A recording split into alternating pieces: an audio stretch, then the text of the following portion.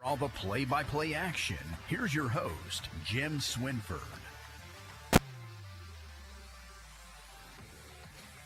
Well, good evening, everyone, and welcome to Harrison County High School Baseball. I'm Jim Swinford, coming to you from Mack Whitaker Field on the Hilltop, where this afternoon or tonight, the Thoroughbreds will be taking on the Eagles of Scott High School in senior night for the Thoroughbreds.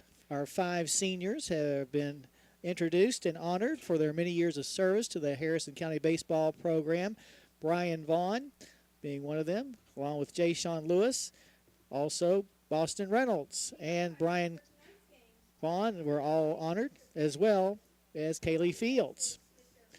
On the mound tonight for Harrison County will be Simon Jenkins going up against Scott High, who will come in with a record of 12-9 on the year. Harrison County riding the wings of a 13-game win streak, as they have now improved their record to 25-2. Taking a look at the batting order for the Eagles, leading off will be their designated hitter, Brady Smith. He will be followed by the catcher, Trey Cook. In the third spot will be Trevor Pulsfort. He's over at third. He'll be followed in the cleanup spot by the left fielder, Jonas Foltz. The fifth place batter is the second baseman, Carson Blia. He'll be followed by the center fielder, Ty Cook. In the seventh spot, Blake Gronick, who's out in right field. He'll be followed by Larkin Getz, the first baseman. And rounding out the batting order today for Scott High School will be their shortstop, Andy Reed. So once again for the Eagles, it'll be Smith, Trey Cook, Pulsfort, Foltz, Blia, Cook, Gronick, Getz, and Reed. We'll go over the Harrison County defense after this first delivery to the plate. As we mentioned earlier, on the mound, Simon Jenkins. The wind and the first delivery is going to be taken inside for ball 1. Behind the plate, Keen Price. Over at first base is Dre Roberts. The second baseman, Cooper Slade, as the next pitch is delivered at the knees for a strike, evening up the count at 1-1. Over at third base will be Blake Green. The shortstop for Harrison County will be Boston Reynolds. And left to right in the outfield, Sean Vaughn, Jay Sean Lewis, and Donovan Walker, all backing up Jenkins' pitching as the next pitch is outside for a ball. 2-1 the count. Jenkins pitching for the first time since he threw against Nicholas County back on the 23rd of April, so some 16 days off. Here's a bouncer back up the middle for a base hit. That one was hit so hard that Jenkins didn't have a chance to make a play on it as it went right around him and into center field. So a leadoff single for Brady Smith. Now batting number 3, Trey Cook. They'll bring Trey Cook to the plate, the catcher. Going on about Jenkins making his 8th appearance. This is his 3rd start. He's thrown 16 2/3 innings, giving up 18 hits and 9 walks while striking out 7. He's given up 8 runs, 4 of which have been earned. Has a record of 2-1 with a couple of saves and a really nice ERA of 1.68. He also has a 1.67 ratio. Over at third base for the Breds, coming in on the infield grass will be Green. Over at first base, Smith being held on as the pitch is taken on the outside part of the plate for strike 1. Good crowd on hand for tonight's senior night, as a bunch of people came out to watch the festivities before the game started as well. Sunny skies, wind blowing from left to right. Next pitch to the left-handed batting Cook is going to be outside as the count goes even at 1-1. About a 2.5 step lead by Smith at first. Here's a throw over there, bounces up, but blocking it very nicely over there at first base today is Dre Roberts. Well, we talked earlier about Dre Roberts' batting in one of those situations where he just kept hitting the ball and hitting the ball and hitting the ball, and finally they had to find a place for him. Next pitch to the plate is going to be fouled off. This count goes to 1-2. Reds will be in action tomorrow as well at the Beechwood tournament.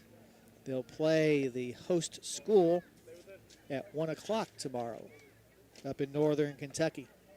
And then depending on how they do as far as wins and losses will determine who and against whom and who they will play and where and when. Obviously the where is at Beechwood.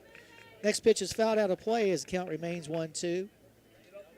So 11 o'clock in the morning, Harrison County and Beechwood. Ed Lewis will be along with us along with you to call the play-by-play, as I'll be at my daughter's graduation. Leveling the bat at the plate is Cook. Here's a snap throw to first, but not in time. Already the shadows of the third base dugout creeping towards the third base line. Choking up on the bat handle a bit is Cook as the next pitch is in the dirt, evening up the count at 2 balls and 2 strikes. Trey Cook on the year batting a team high .338. 5 doubles, a triple. He has 10 RBIs and leads the team in hits with 22. As we said, the Eagles 12-9. It's been pretty much an up and down season for them. They've not won any more than 3 games in a row. Here's a liner right back to the mound, and the runner Smith is caught in no man's land. He had no way to react to that as he had already taken off towards second base. But a nice play on the mound by Jenkins on the double play. So 2 outs and nobody on for Trevor Pulsford. Pulsford, a senior on this year's Eagle team. Now batting number 5, Trevor Pulsford. Batting .238 on the year. Leads the team, though, in doubles with 6. Also has the team's lone home run and has driven in a team-high 11. But right now, batting with the bases empty. First pitch is going to be taken on the outside part of the plate for strike 1. Taking a look at his bat is Pulsford before he steps back into the batter's box. Outfield playing him to pull. Next pitch is a slow curve that, it looked awfully good from here. But the umpire says no, as the count will go 1-1. Pulsford steps back in, third baseman. Wears the number 5 as well, his position number. Long look in to Price this time by Jenkins, and I think Mr. Pulsford was thinking there was too much time being taken, so he steps out for a sec before stepping back in. The wind and the 1-1 delivery is going to be slashed foul and out of play to the right side as the count goes to 1-2. The last game that the Eagles played was back on Tuesday in a district game at home. They defeated Calvary Christian 5-0. As their district is starting to shape up a little bit more. The big win for Scott, a 2-1 victory at home over Campbell County back last Wednesday. Here's a pitch that's right at the knees for strike 3, and that'll be the inning. Our first Joe Cochran out at State Farm strikeout. No runs, a hit, no errors, none left. So we head to the bottom of the first. Your score, Covington Scott nothing, and Harrison County coming to bat. You're listening to Thoroughbred Baseball on WCYN Sports. Congratulations, you're officially an agent. Sweet. I get one of those cool agent names, right? Like Viper or Shadow? Well, Wayne, we're thinking you go by Wayne? Oh, yeah, Wayne's fine too. With Kentucky Farm Bureau Insurance, there's an agent in every county who's involved in the community, which means you'll know your agent by name. In this case, Wayne. I got it. What about 006? Kentucky Farm Bureau Insurance. Big on commitment.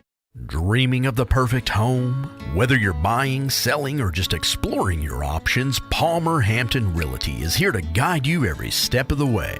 Located in the heart of Cynthiana, we know this community like no one else. From charming historic homes to modern dream properties, we'll find the perfect fit for you. Call Trish Jenkins today at 859-588-5590 and let's make your real estate dreams a reality.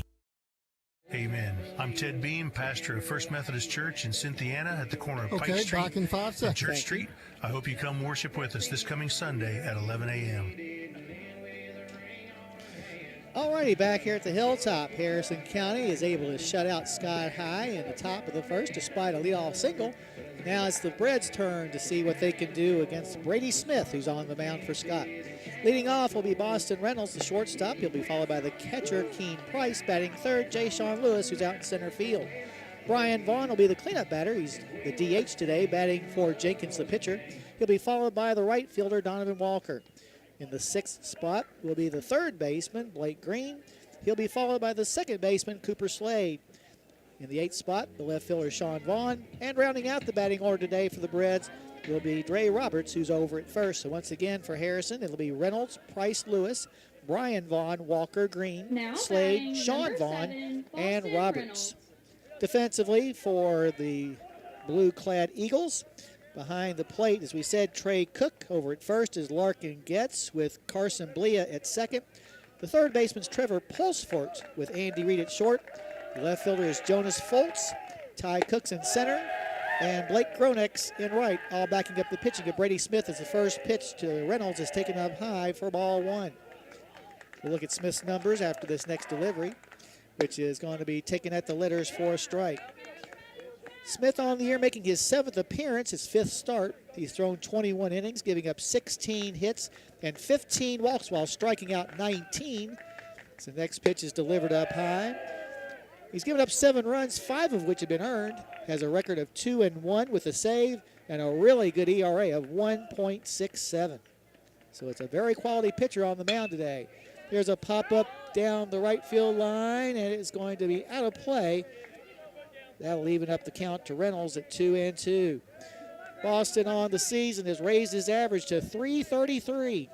Has 3 doubles and 15 RBIs. Stands in there now with a 2-2 count on him. Leadoff batter for the Braves. No score here in the bottom of the first. Wind blowing in from left center field. It's kind of been switching between blowing out towards right center and blowing in from left center. So a swirling wind. Break-even pitch is up high, and that'll load up the count at 3-2. Persinger has not walked. Boston has not walked all that often this year, but he's 1 pitch away maybe. Payoff pitch is going to be up high for ball 4. So a leadoff walk by Reynolds.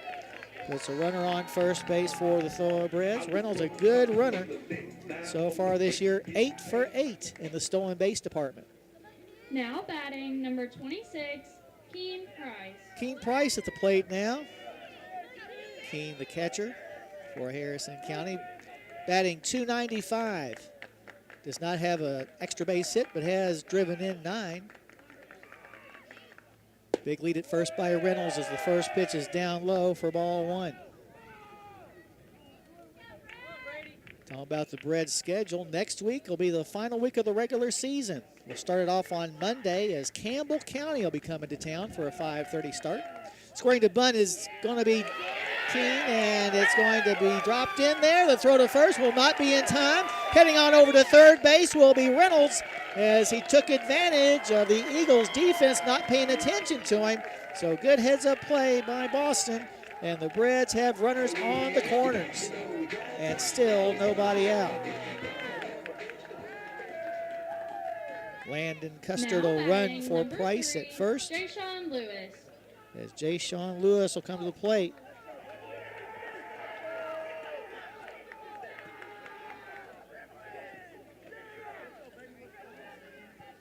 Lewis playing center field. Call that an E5 and a sacrifice for Price. All righty. First pitch to the plate is up high to Lewis for ball 1. Jayshawn has been ripping the ball here lately. Has raised his batting average to .419. Has 6 doubles, a team leading 2 triples. He also leads the team in home runs with 6, which is tied for 6th most in the state. So next pitch is outside for ball 2. Lewis also leads the team in runs, or is second on the team in runs scored with 37, which is tied for the 7th most in the state. Check of the runner, pitch to the plate by Smith is very much inside as the count goes to 3-0. Over at first base, Custard being held on by the first baseman for the Eagles, Larkin Getz. Wheel on the bat around is Jayshawn. And the pitch is a bouncer in the hole on the right side for a base hit. Coming home to score will be Reynolds as Harrison County takes the early 1-0 lead on the RBI single by Lewis. For Jayshawn, that is his 25th RBI of the season. That's second most on the team. To the man at the plate now, Brian Vaughn, who has a team-leading 31 ribbies, which is tied for the 8th most in the state. Brian Vaughn. Runners on first and second.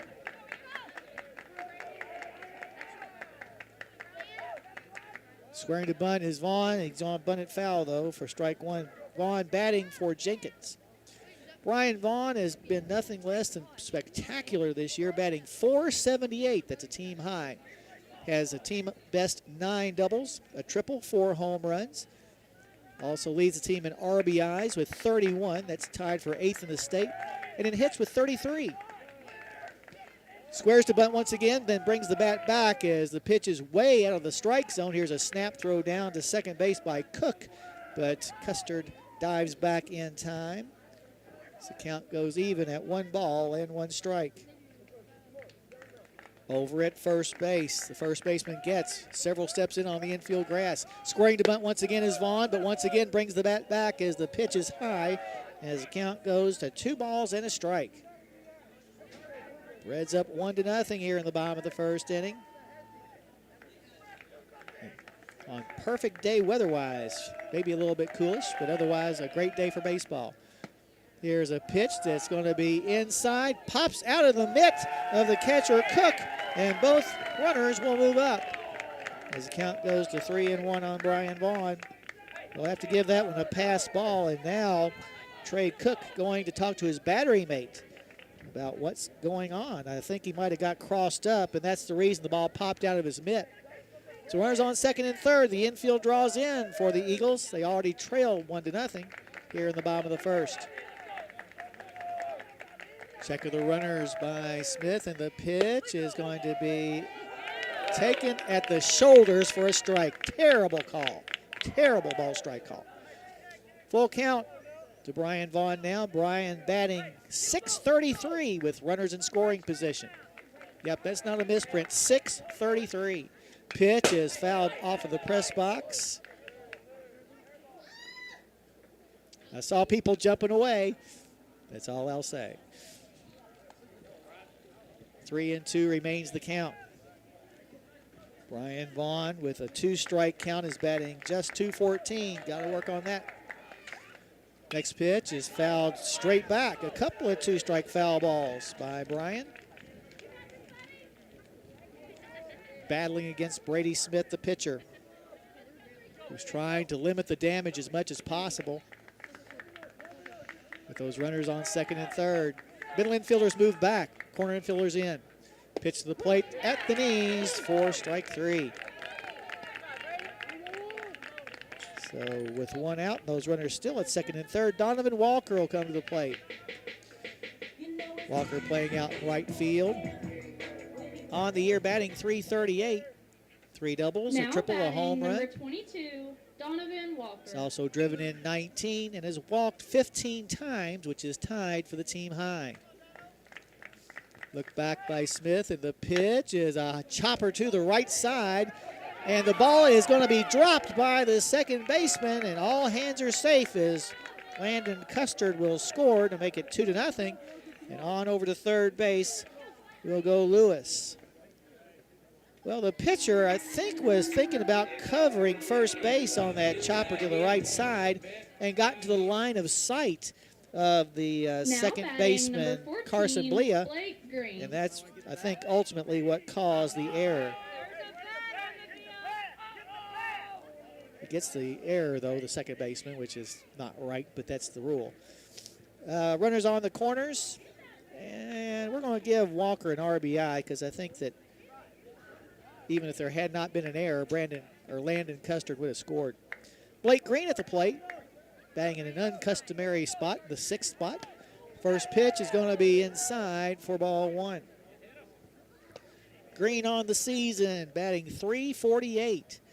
It's been consistent all year in that kind of thing. 5 doubles, a couple of home runs. He also has 15 RBIs and has scored 41 runs, which is the most of any individual batter, or I guess would be runner, in the state. Over at third, coming in the third baseman as the next pitch is up high for ball 2, as the pitcher, Smith, really struggling to find that strike zone. Of course, as we said, he had come into the game having walked 15, so he has had bouts of having difficulties finding the strike zone as the next pitch is taken on the outside corner for a strike. Shouldn't have talked too much. Green looks down for the sign as the third baseman, Trevor Pulsford, goes back to the edge of the grass. Next pitch is outside and down to second base without a throw. Will go Walker, so now 2 runners in scoring position for the Thoroughbreds. And a 3-1 count on Green. Green batting .391 with runners in scoring position as the next pitch is taken for a strike. Loads up the count at 3-2. Reds up 2-0 here in the bottom of the first, but runners on second and third. A base hit should score both of them. Payoff pitch is on the outside corner for strike 3. So a couple of Ks thrown by Smith here in the first.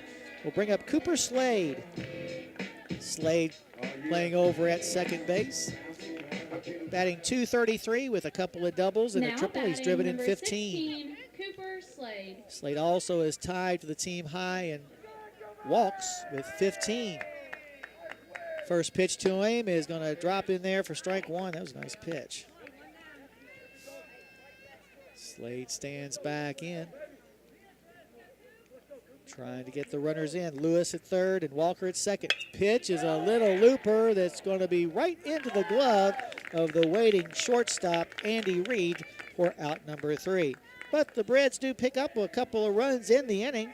They did it courtesy of just 1 base hit. There were 2 errors committed by the Eagles and 2 men left on base. So as we head now to the top of the second, your score, Harrison County 2 and Scott High School nothing. You're listening to Thoroughbred Baseball on WCYN Sports. At Farm Credit Mid-America, we're here to make rural dreams a reality. Whether it's financing your farm, expanding your agribusiness, or building your country homes, we've been proudly supporting farmers and rural families for over a century. As a customer-owned cooperative, we don't just offer loans and insurance, we invest in your success. Call Michael Furnish at 859-254-2741 or visit fcma.com today. Farm Credit Mid-America, financing rural America's dreams. Kentucky Farm Bureau agents wear a lot of hats. They're coaches, volunteers, church members, neighbors, someone who's there when you need them, especially when you need them most. That may be a lot of hats, but they're all the perfect fit.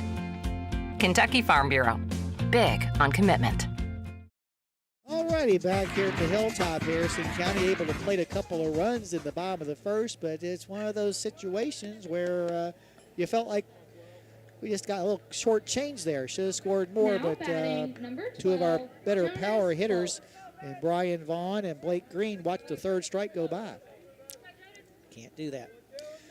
Jonas Fultz, Carson Blia, and Ty Cook coming to the plate for Scott here in the second. Back on the mound, Jenkins, who started the game. The first pitch is down low for ball 1. For over 70 years, Weber's Sausage has delivered the best Kentucky flavor to your breakfast table. From the first sizzle to the last bite, it's a taste you can trust. Find them in your favorite meat department. Jenkins winds and fires the next pitch, which is going to be low. This count goes to 2-0 on Fultz. Jonas Fultz on the year is batting .250. Has a double and 8 RBIs to his credit. Also tied for the team high in stolen bases with 4. Wind and the 2-0 pitch is going to be down low for ball 3.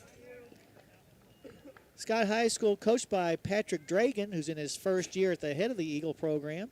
As I said, 12-9 on the year. They've won 2 of their last 3, including a home win over Cooper 10-2, a team that Harrison County lost to in the first week of the regular season. Next pitch to Fultz is down low, and so he claims sole Now possession batting of the number team lead in 24, walks with Carson 16. Blea. Carson Blea to the plate now. He is the second baseman.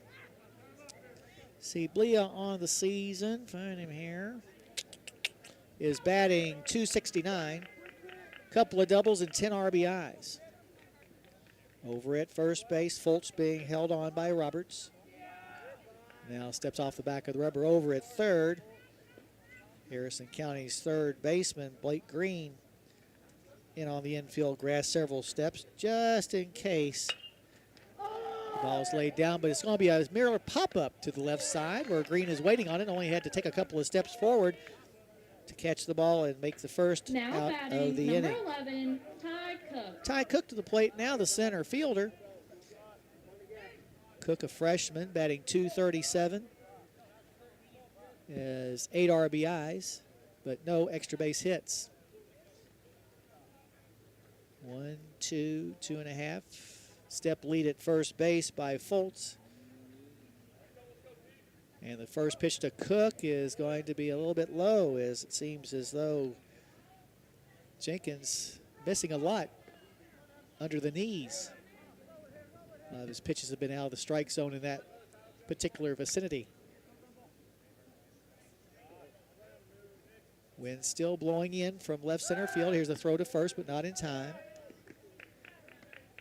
This is the 28th meeting between Harrison County and Scott High School in baseball. Harrison County leads the series 17-10. However, last year in our most recent game, we played up at Taylor Mill with Scott winning that game 9-4. So it's been a good rivalry since Scott High School opened. I think it was 82, 83, somewhere around there. Look in to get the sign, and now I'll look over to first base by Jenkins, and the pitch is going to be swatted foul and out of play to the left side, evening up the count at 1-1.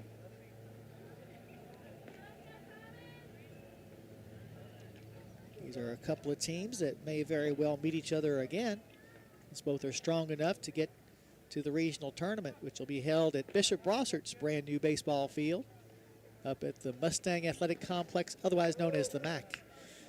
So pitch is inside for ball 2. District tournament be held right here on this very field. Times and opponents have not yet been determined for sure yet, but should be tomorrow when Pendleton and Nicholas County play at high noon. Next pitch is outside as the count goes to 3-1. And now Coach Whitaker racing out to the mound, and I'm sure he's not happy with the way Jenkins is pitching. Cynthia Hardee's wants you to visit them for breakfast, lunch, or dinner on US 27 South. They've got the best burgers in town. That's at Hardee's in Cynthiana. A relatively short conversation on the hill. We'll get back to baseball with Jonas Foltz on first and 1 out here in the top of the second, and the Breds leading 2-0. Breds have won 13 in a row, but what's more impressive, 10 of those 13 wins, the Breds have scored at least 10 runs. Next pitch is fouled off. This count goes 3-2. So no big surprise that Harrison County leads the state in the number of hits they've acquired, 254 in their 27 games. Just less than 10 runs per game. Check of the runner by Jenkins, and the pitch. Here goes the runner. The pitch is swung on and missed for a strike and a strikeout. Now the throw down to second is going to carry him off of Foltz, but not far enough away for him to make any more advancement. But another State Farm strikeout Now batting by number Joe 9, Cochran. Blake Grunick. As Blake Gronick comes to the plate. With a runner on second and 2 outs. Gronick, the right fielder. Gronick on the season, batting .205. 9 out of 44, has a double and 3 RBIs. Can cut his team's deficit in half with a gapper here. And the pitch is going to be right down across the letters for strike 1.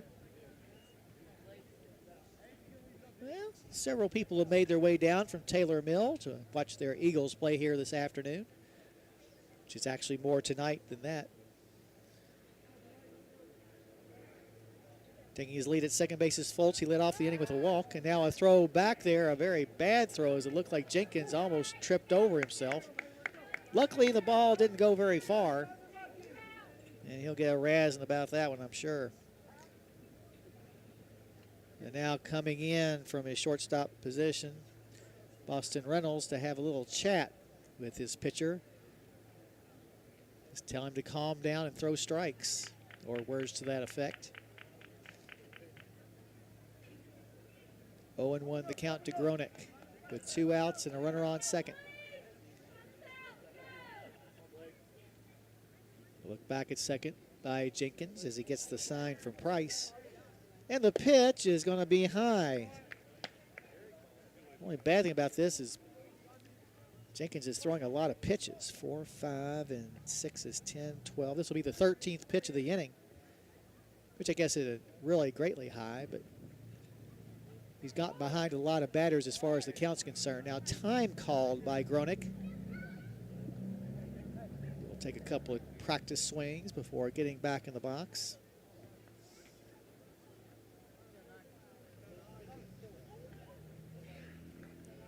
Next pitch is a bouncer to the right side, charging hard and picking up the ball is Slade. His throw to first base is in time to retire Gronick for out number 3. No runs, no hits, no errors. There was 1 runner left on base. We're heading now to the bottom of the second with your score. Harrison County 2 and Scott High School nothing. You're listening to Thoroughbred Baseball on WCYN Sports. Dreaming of the perfect home? Whether you're buying, selling, or just exploring your options, Palmer Hampton Realty is here to guide you every step of the way. Located in the heart of Cynthiana, we know this community like no one else. From charming historic homes to modern dream properties, we'll find the perfect fit for you. Call Mary Todd Ashbrook today at 859-588-1520 and let's make your real estate dreams a reality. At Farm Credit Mid-America, we're here to make rural dreams a reality. Whether it's financing your farm, expanding your agribusiness, or building your country homes, we've been proudly supporting farmers and rural families for over a century. As a customer-owned cooperative, we don't just offer loans and insurance, we invest in your success. Call Michael Furnish at 859-254-2741 or visit fcma.com today. Farm Credit Mid-America, financing rural America's dreams. Back here at the Hilltop, Harrison County will take a 2-0 advantage into the bottom of the second inning where Sean Vaughn, Dre Roberts, and then back at the top of the order in Boston Reynolds will bat against Brady Smith, who gave up a couple of unearned runs in that first inning. His defense kind of let him down behind him, but hey, we'll take the runs any way we can get them. Sean Vaughn at the plate, the left fielder. Now batting number 15, Sean Vaughn. Sean on the year, now batting .317. Has 3 doubles and 13 RBIs. First pitch to him is down low for ball 1. Sean, a junior. Very strong junior class. 1, 2, 3, 4, 5, 6 on the roster as the next pitch is taken for a strike. 1-1 the count on number 15. Smith gets the sign from Trey Cook, and his next pitch is swung on and missed. This count goes to 1-2. We talked about the pitcher Smith's really nice ERA, and he's showing why he has it right now. Next delivery is a bouncer past the mound and into center field for a base hit. Nice piece of hitting that time on a 1-2 pitch by Sean Vaughn. Right back up the middle.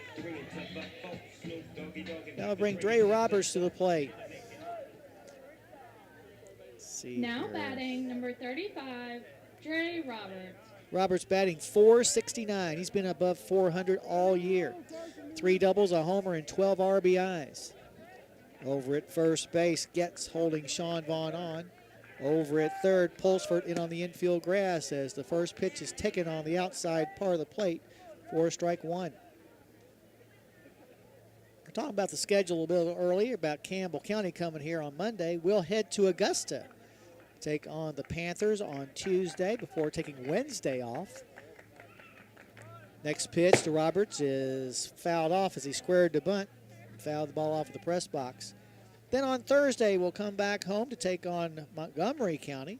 It's another 5:30 start. And then on Friday, a week from today, we'll wrap up the regular season against the Fleming County Panthers right here on the Hill. We had the Panthers scheduled early on, and we beat them 8-2. That was back in the first week of the season. Roberts bunts the ball well this time. The only play for the third baseman, Pulsfort, is to throw it on to first base where he will retire Roberts. But Dre gets the job done moving Sean Vaughn into scoring position at second base. Boston Reynolds at the plate now. He walked and scored his first time up. Reynolds has now reached base 13 consecutive games and has scored at least one run in 8 straight games. So he is really rocking right now, after what I'm sure he would admit was a slow start to the season. Chokes up on the bat handle about an inch. First pitch is bounced foul to the left side for strike one. The live YouTube broadcast of this game is proudly brought to you by Kentucky Farm Bureau, Palmer Hampton Realty, and Farm Credit Mid-America. Visit youtube.com/WCYN Sports. From the stretch, a look back at second base by Smith. And the pitch is going to be just a bit outside as the count goes even at 1-1.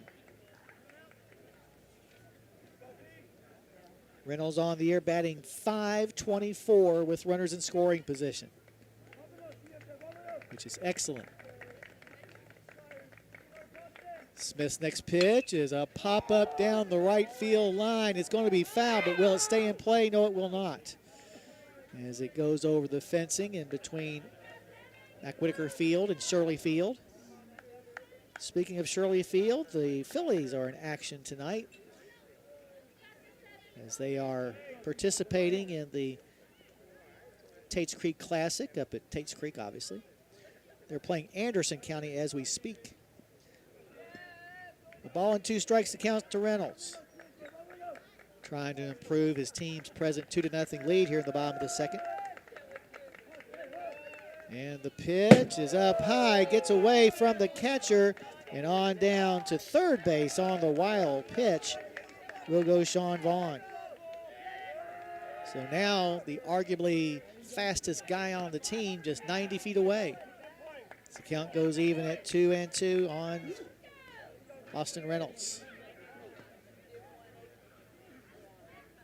Number 7 taps the plate with his bat. And the pitch from Smith is a bunt, and it's going to be a suicide squeeze right to the third baseman. The ball hopped right in his midsection, right where he could catch it and tag Sean Vaughn all at the same time. So they got him out on the fielder's choice. Out goes 5 unassisted. And the fielder's choice keeps Reynolds on first. They'll bring Keene Price to the plate. Keene laid down a sacrifice that was eventually played into an error by the third baseman. Now batting number 26, Keene Price. Price, one of those 5 seniors that were honored before the game here on senior night. Pitch is on the outside part of the plate for strike one. Several people have gotten out their lawn chairs to watch this game outside their vehicles, while others have stayed inside. It's one of those in-between tweener kind of temperature nights as the next pitch is taken for a strike by Price. Still over at first base is Reynolds, being held on by Larkin Getz. Next pitch to Keene is a bouncer to the left side, gloved by the shortstop Reed. He'll get to the second base bag before Reynolds got there for out number 3. No runs. There was 1 base hit, no errors and 1 left. We're heading to the top of the third with your score. Harrison County 2 and Scott High School nothing. You're listening to Thoroughbred Baseball on WCYN Sports. I believe in Kentucky. I believe in Kentucky. I believe in small town values. And mom and dad and the things they handed down. I believe some of the best people in the world are farmers. I believe in insurance that protects families, homes, and cars. I believe in always finding a way to do what you love. I am Kentucky. I am Kentucky. I am Kentucky.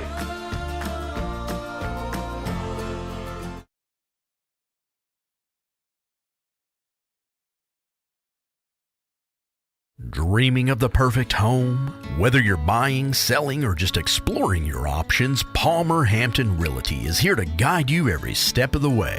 Located in the heart of Cynthiana, we know this community like no one else. From charming historic homes to modern dream properties, we'll find the perfect fit for you. Call Katie Bowman today at 859-595-4234 and let's make your real estate dreams a reality.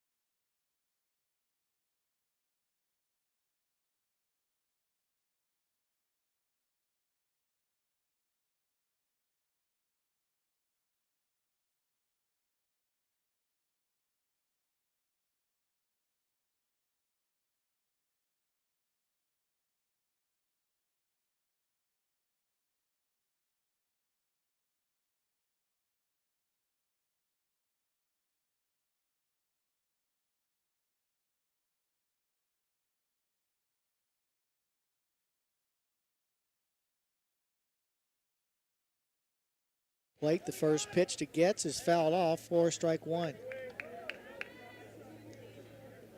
Getz wears the number 23, the eighth man in the batting order. Left-hander levels the bat as Jenkins gets the sign from Price. And the pitch is going to be outside for ball one. Perez getting their 2 runs in the bottom of the first. The Eagles have threatened but have not yet been able to score.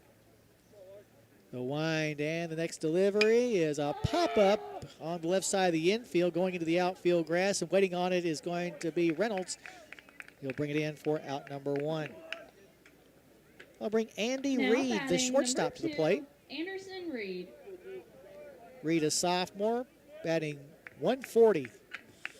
6 out of 43. Has gotten on base enough to be the co-leader on the team in steals with 4. Just throw strikes to these kind of guys. First pitch is down low for ball 1. Even if he hits it, he's not going to hit it very hard or very far. Tapping the plate with his bat is Reed. As Jenkins wheels and fires the next pitch, it just smoked down the left field line, but foul and out of play. Now leaving up the count at 1-1. Well, if you're hungry for a snack or supper, head on over to the concession stand. They've got just about everything you might want. Go over there and support your Breads Baseball Boosters. An important part of the program. The wind and the 1-1 is a bouncing ball, foul by about 2 inches. Just to the left of the third base bag. Now run the count to 1-2. So not just a busy week for the Phillies coming up, but a week that's chock full of good teams and good programs, especially Woodford County. Next pitch is a bouncer to the right side and knocked down by the second baseman Slade, but he's unable to make a play. An infield single by Andy Reed. Puts a runner on with 1 out here in the top of the third. Number 15, Brady Smith. Back to the top, and Brady Smith, he had a single up the middle. His first time up was later the back end of a 1-2-3 double play after Trey Cook lined one right back at the mound, and Smith had nowhere to go. Over at first base, Roberts holding Reed on. Reed, like we said, the co-leader on the team in steals with 4. Here's a pitch that's up high. The throw down to second is in time. The field umpire at first called him safe before he even got close to the bag, and then Reed slid in there and was obviously out. So caught stealing. Good throw by Keen Price. A ball and no strikes the count to Smith. Next pitch is down low as the count goes to 2 balls and no strikes.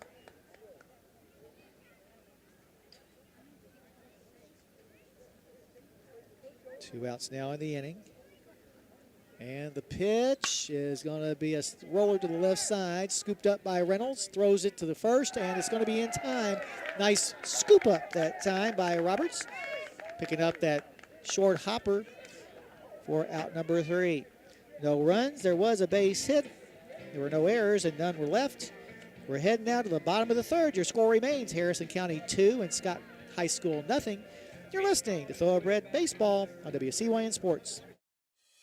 At Farm Credit Mid-America, we're here to make rural dreams a reality. Whether it's financing your farm, expanding your agribusiness, or building your country homes, we've been proudly supporting farmers and rural families for over a century. As a customer-owned cooperative, we don't just offer loans and insurance, we invest in your success. Call Michael Furnish at 859-254-2741 or visit fcma.com today. Farm Credit Mid-America, financing rural America's dreams. Congratulations. You're officially an agent. Sweet. I get one of those cool agent names, right? Like Viper or Shadow? Well, Wayne, we're thinking you go by Wayne? Oh, yeah. Wayne's fine, too. With Kentucky Farm Bureau Insurance, there's an agent in every county who's involved in the community, which means you'll know your agent by name. In this case, Wayne. I got it. What about 006? Kentucky Farm Bureau Insurance. Big on commitment. Alrighty, back here at the Hilltop, Harrison County will take a 2-0 lead into the bottom of the 3rd. It'll be the 3, 4, and 5 batters coming up for the Breds. Lewis, Brian Vaughn, and Walker against Brady Smith, who gave up a couple of unearned runs in the first. Not his fault. 2 errors by his teammates. But in any case, he take those 2 away, and he's pitched a pretty good game so far. Lewis had an RBI single his first time up, a bouncer in between first and second. Lewis has now reached base in 14 consecutive games. Quite a stretch going on. It began against Pace down in Florida and has extended to now. You know, in some ways it seems like Florida's been forever ago, but in other ways it seems like it was just around the corner. That's the way the baseball season goes. So Lewis will stand in with nobody on base. Now batting number 3, one of the Jay 5 Lewis. seniors that were honored prior to the game. Smith's first pitch to him is going to be up high for ball 1. Jay Sean intending to go to Edison State next year to play ball. His next pitch is up high for ball 2. Edison State is close to Troy. They're the Chargers. So the next pitch is delivered and fouled off. I guess Chargers, Edison, electricity, it all goes together. 2-1 the count to Lewis. Leadoff batter for the Breds here in the bottom of the 3rd. Playing Jay Sean to pull as the outfield as the next pitch is bounced foul. Evening up the count at 2 balls and 2 strikes. Well, they've been here for Farmers since 1916, and they're here for you now, Farm Credit Mid-America. Contact Michael Furnish at 859-254-2741 and learn more. Next pitch is a chopper to the right side. This could be trouble. The first baseman has it. He'll flip it on to the first baseman who can't hang on to the ball. So, that was going to be a tough play. Let's give Jay Sean a single. So with the runner on first and nobody out, Brian Vaughn returns to the plate. He struck out his first time up. Brian Vaughn. Over at first, Lewis being held on by Getz. Lewis second on the team in steals with 18 and 19 tries. First pitch is a bouncer. It's going to be scooped up by Reed. Steps on the second base bag. His throw to first base is in time for the double play. So good job by Andy Reed, the shortstop for the Eagles. There are now 2 outs in the inning for Donovan Walker. Walker reached on air but drove in a run back in the first inning. Score remains 2-0. Harrison County leading in the third. First pitch is going to be up high for ball 1.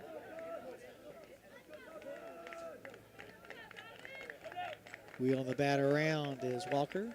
So next pitch is high and inside. Runs the count to 2-0.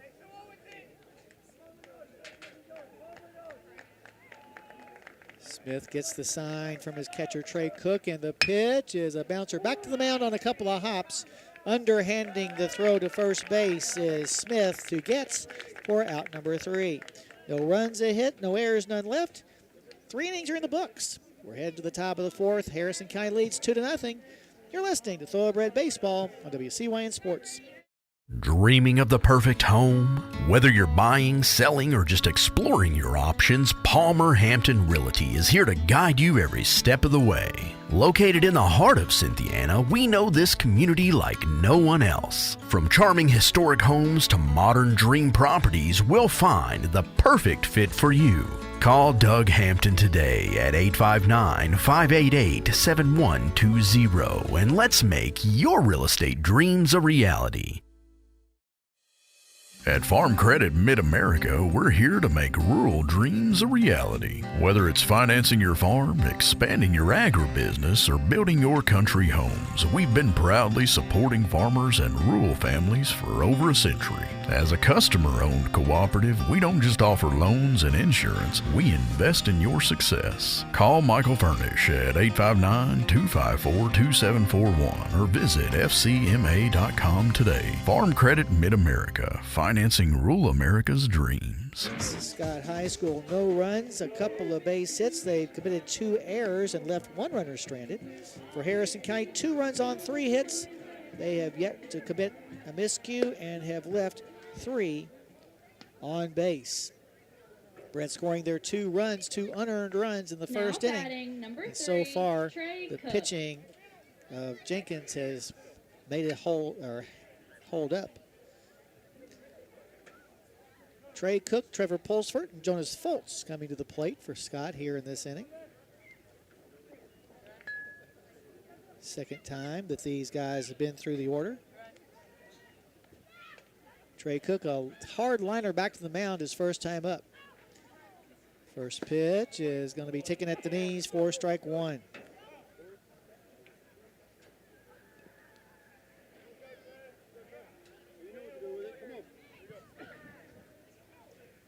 Wandering down from third base is Green as the next pitch is in the dirt. Evening up the count at 1-1 to the leadoff batter for Scott here in the top of the 4th inning.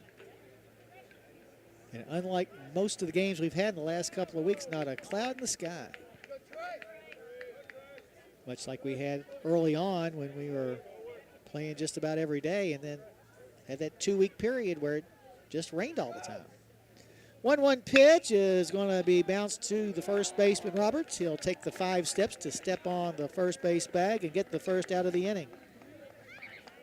So 1 up and 1 down for now Trevor Pulsford. Number 5, Trevor Pulsford. Pulsford struck out when he came to bat before.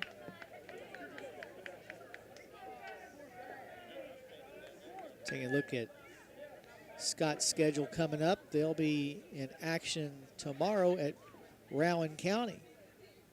So the first pitch is down low for ball 1. They'll be playing 2 over there at 1:30. They'll take on East Carter. It's at the Hardin Classic. And then they'll play the host school Rowan County at 4. So a couple of challenging games coming up for the Eagles. And it's also a long drive, golly, from Taylor Mill to Moorhead.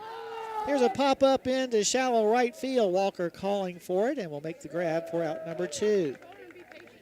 As after a slow start, and I mean by that a single by the leadoff batter, Brady Smith, Jenkins has walked right along. 12, Jonas Foltz. Jonas Foltz at the plate. He walked his first time up. The only bases on balls delivered by Jenkins today. Simon looks into Price for the sign. Foltz also stole a base while he was on the base paths, but was stranded at second. He's the only Eagle runner to get as far as second base. And he actually got to second with 1 out, but Ty Cook struck out and then Gronick grounded out. Here's a bouncer to the right side. Slade bobbling the ball and will not be able to get it back into his grip in time. So Foltz reaches on an error. That's the first error of the ball game committed by the Thoroughbreds. Now batting number 24, Now I'll bring up Carson Blea. Carson Blea to the plate. Blea pop out to third when he came to bat before. Represents the potential tying run, in fact. However, having said that, Scott High School as a team has only hit 1 home run this year. That was by Trevor Pulsfort.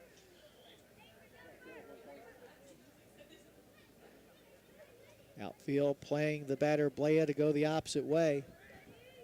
And the pitch is going to be a bouncer to the right side. It's a foul ball by about 6 inches for strike 1.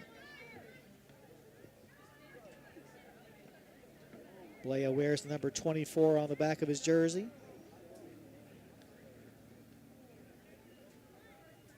Left-hander, a wide open stance, much like Andres Galarraga.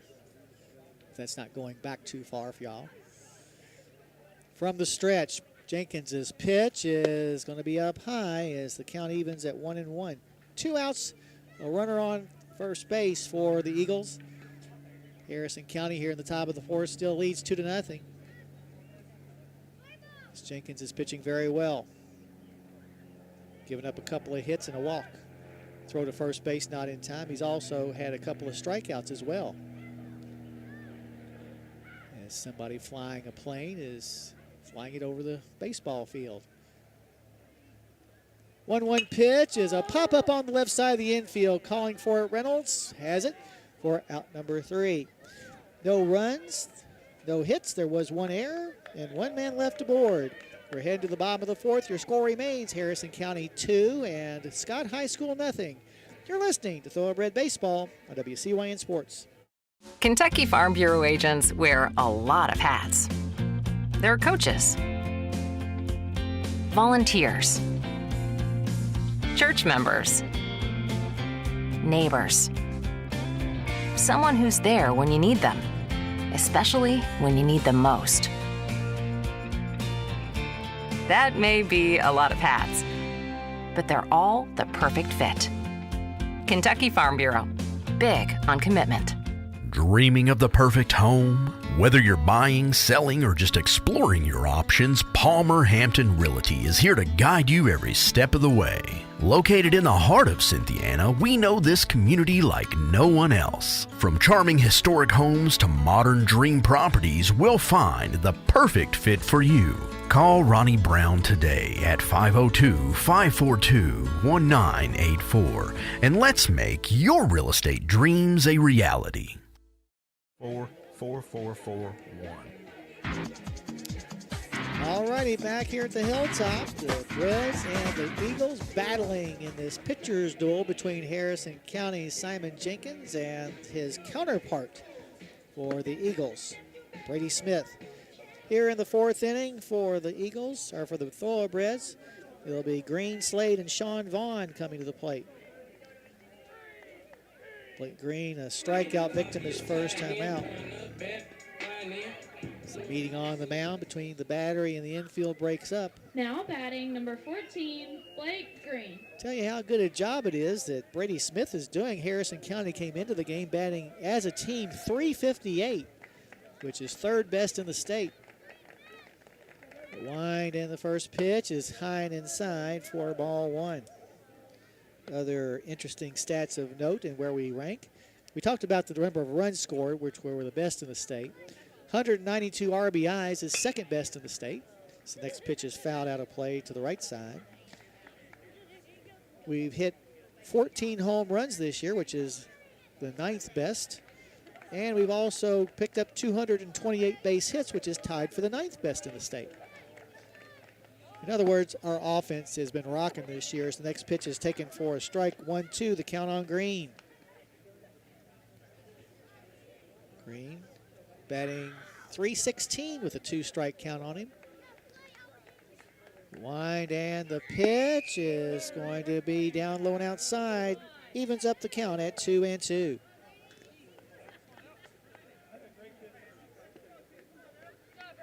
Sun quickly setting in the west as the next pitch is swung on and missed for strike 3. Second strikeout of the day for Green will bring Cooper Slade back to the plate. Slade a pop out to short to end the first inning. Ending a threat in which Harrison County, after scoring 2 runs, had runners on second and third. Number 16, Cooper Slade. Wind and the first pitch to Cooper is a high chopper back to the mound. Well, the pitcher Smith will run about halfway over to the first base bag before flipping it underhanded to his first baseman for out number 2. Bring Sean Vaughn back to the plate. Sean singled his only other plate appearance. Ended up being caught trying to steal home on a suicide squeeze. Sean Vaughn. First pitch to him here is outside for a ball. Like a good neighbor, Joe Cochran with State Farm Insurance is there. Are you looking for a new quote? Give Joe a call at 859-234-3813. Joe always supports the Breads and Phillies. A room service hop to the shortstop, Andy Reed, gives him plenty of time to throw out Sean Vaughn as the Breads go down in order for the first time in the ball game. As we head to the top of the 5th, your score, Harrison County 2 and Scott High School nothing. You're listening to Thoroughbred Baseball on WCYN Sports. Congratulations, you're officially an agent. Sweet. I get one of those cool agent names, right? Like Viper or Shadow? Well, Wayne, we're thinking you go by Wayne? Oh, yeah, Wayne's fine too. With Kentucky Farm Bureau Insurance, there's an agent in every county who's involved in the community, which means you'll know your agent by name. In this case, Wayne. I got it. What about 006? Kentucky Farm Bureau Insurance. Big on commitment. Dreaming of the perfect home? Whether you're buying, selling, or just exploring your options, Palmer Hampton Realty is here to guide you every step of the way. Located in the heart of Cynthiana, we know this community like no one else. From charming historic homes to modern dream properties, we'll find the perfect fit for you. Call Trish Jenkins today at 859-588-5590 and let's make your real estate dreams a reality. Back here at the Hilltop, Harrison County leads 2-0 as we head to the 5th. Your numbers through the first 4 show Scott High School with no runs, 2 hits. They've committed 2 errors and left 2 runners on. So deuce is wild for them. Meanwhile, for the Thoroughbreds, 2 runs on 3 hits. They've committed an error and left 3 runners stranded. For the Eagles here in the top of the 5th, it'll be Ty Cook, Gronick, and Getz. So first pitch is delivered and bounced right back to the mound. Tossing the ball over to first base will be Jenkins for an easy out number 1. Brings Blake Gronick back to the plate. Blake Gronick. Gronick had a ground ball out to second when he came to bat before. Outfield draws in for the right fielder as Jenkins gets the sign from Price, and the pitch is tapped foul for strike 1. All right, girls, it's senior night. If she wants to do it by herself, we have to let her. It could be your moment. Here's a pitch that's going to be grounded. Oh, between the wickets of Boston Reynolds and into center field. Second error of the ball game for the Breads. Can't keep doing this. Number 23, Larkin Getz. They'll bring Larkin Getz to the plate. He popped out to short his first time up. Okay, are you ready? Okay. Well, you can use this thing here. Unless you just want to do it just listening to me. Oh, okay. All right. Do you have a big group to feed? Yes. Okay. Snappy Nevada Beast Pizza is great. We'll get back to it in a second. Okay. Here's a base hit into right field. So runners on first and second now for the Eagles with one out here in the fifth inning. Batting number 2, Okay. Anderson Reed. Andy Reed batting. He singled his first time up. All right. We know you have a big group to feed. You've already admitted that. Snappy Tomato Pizza is great for birthdays and parties. Just dial 235-7627. That's 235. Snap. You're super. Super job. Thank you. Thank you. It's like he had 4 years of experience. A look back at second base by Jenkins, and the pitch is outside and high for ball one.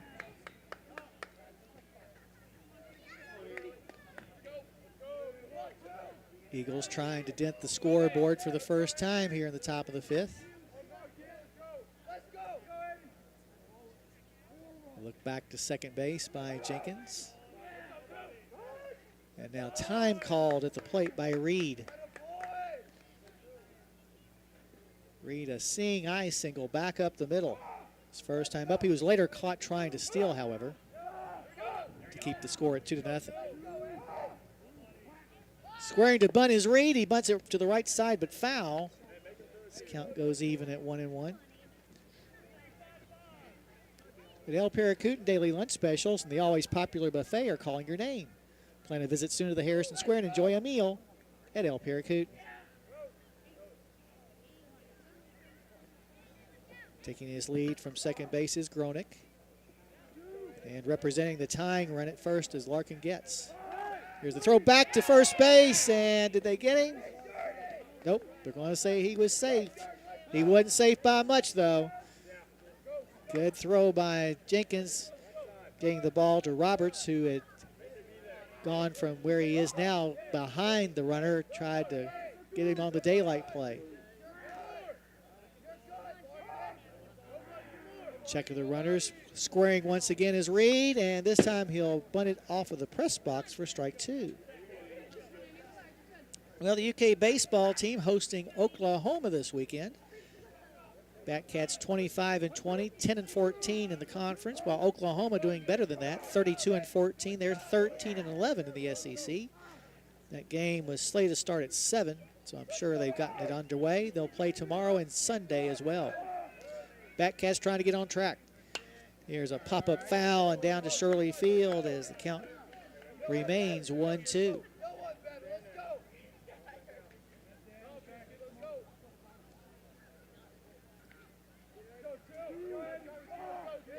Gapper would score at least one. And the 1-2 again is going to be in the hole between short and third. Stopping at third base will be Gronick as the ball was gotten upon quickly by Sean Vaughn, but that will load the bases with Eagles with one out here in the top of the fifth. They trail 2-0. Number 15, Brady Smith. Back to the top of the order, and Brady Smith, who leads the team in batting. Actually, he's second on the team in batting. He's 1 for 2 today. A single up the middle in the first. He also grounded out to short. Reds defense at normal depth.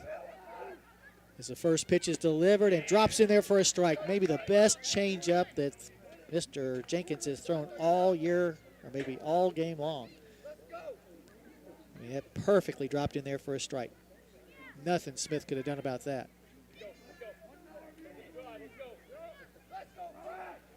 Left fielder Sean Vaughn playing way back for this batter at the base of the bank.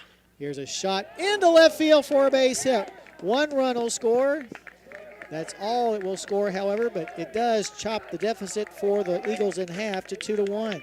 Now and the bases are still loaded. Trey Cook. I'll bring Trey Cook back to the plate. Trey is 0 for 2. A hard liner back to the mound his first time up.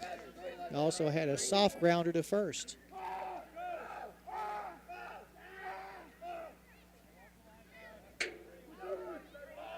Check of the runners. And the pitch is a bouncer off the glove of Reynolds and into center field for an error. 2 runs are going to score, and that'll put the Eagles up 3-2. You got to pay attention out there. And the bases are no longer loaded, Now batting but there number are 5, runners on first Trevor Pulsford. and second, thanks to that error. Give him 1 RBI on that. Let's see, 24. Trevor Pulsford at the plate now, with runners on first and second. The Braves down by a run here in the 5th inning. Time called by Pulsford, who has struck out and also had a fly ball out to right field. Over at first base, Cameron Rout. Rout running for Trey Cook. And the pitch is smacked into right field for a base hit. Covering up the ball is Walker, rounding third and heading for home. Here comes the runner Rout, or make that Brady Smith, and he's in there safely. 4th run of the inning for the Eagles as they've taken a 4-2 lead.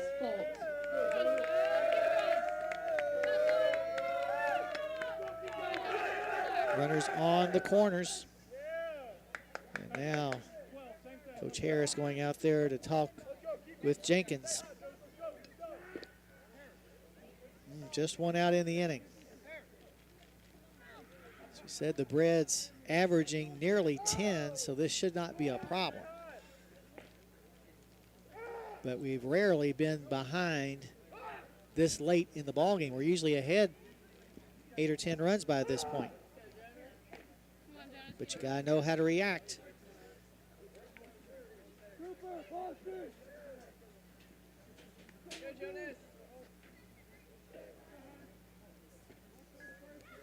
Stepping in the batter's box, Jonas Foltz, who's walked and reached on an error.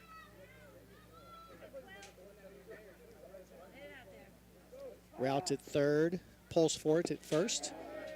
First pitch is down low for ball 1.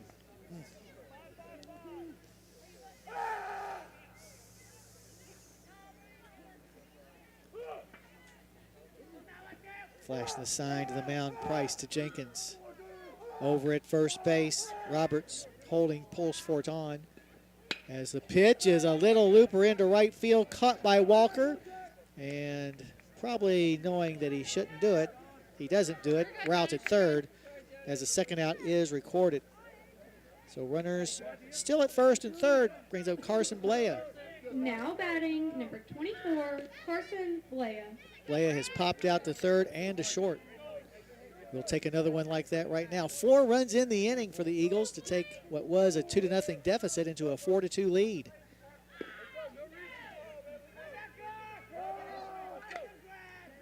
Jenkins from the stretch, and the pitch is going to sail high for a ball.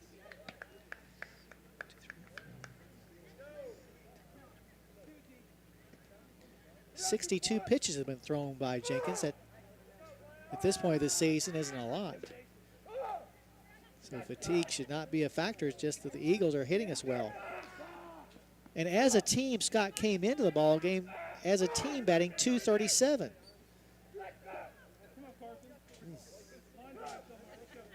Game ain't over yet, though. Jenkins trying to keep the deficit at 2. Next pitch is up high for ball 2. 2-0 the count with 2 outs and 2 on.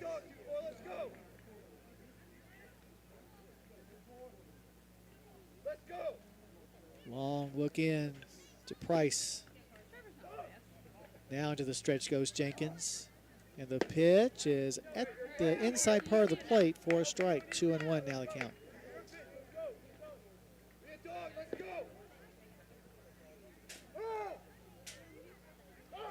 Left-handed hitter, Blea. Good size lead at first base by Pulsford. And here's a shot to right field. Walker going back, reaches up and makes the grab to save what could have been a couple, maybe 3 runs. So a huge, big catch that time by our right fielder. but 4 runs do come across the plate for the Eagles. They did it with the help of 4 base hits. There were 2 Harrison County errors, and 2 people were left on base. We're heading now to the bottom half of the 5th inning with your score. Scott High School 4 and Harrison County 2. You're listening to Thoroughbred Baseball on WCYN Sports.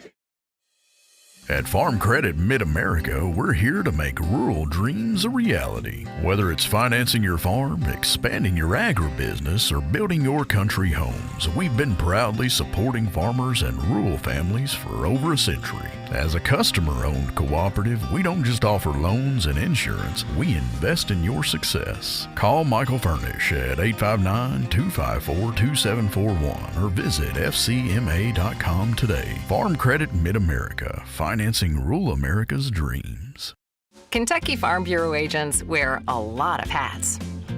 They're coaches, volunteers, church members, neighbors, someone who's there when you need them, especially when you need them most. That may be a lot of hats, but they're all the perfect fit. Kentucky Farm Bureau, big on commitment. Reds find themselves down by 2. The score of 4-2 as we head to the 5th inning. It'll be Roberts, Reynolds, and Price coming up against Brady Smith, who's done a pretty good job out there on the mound, shutting down one of the best offenses in the state, as we just have not been able to solve him yet, except Now batting those number 2 unearned 35, runs Dre back in the Roberts. first inning.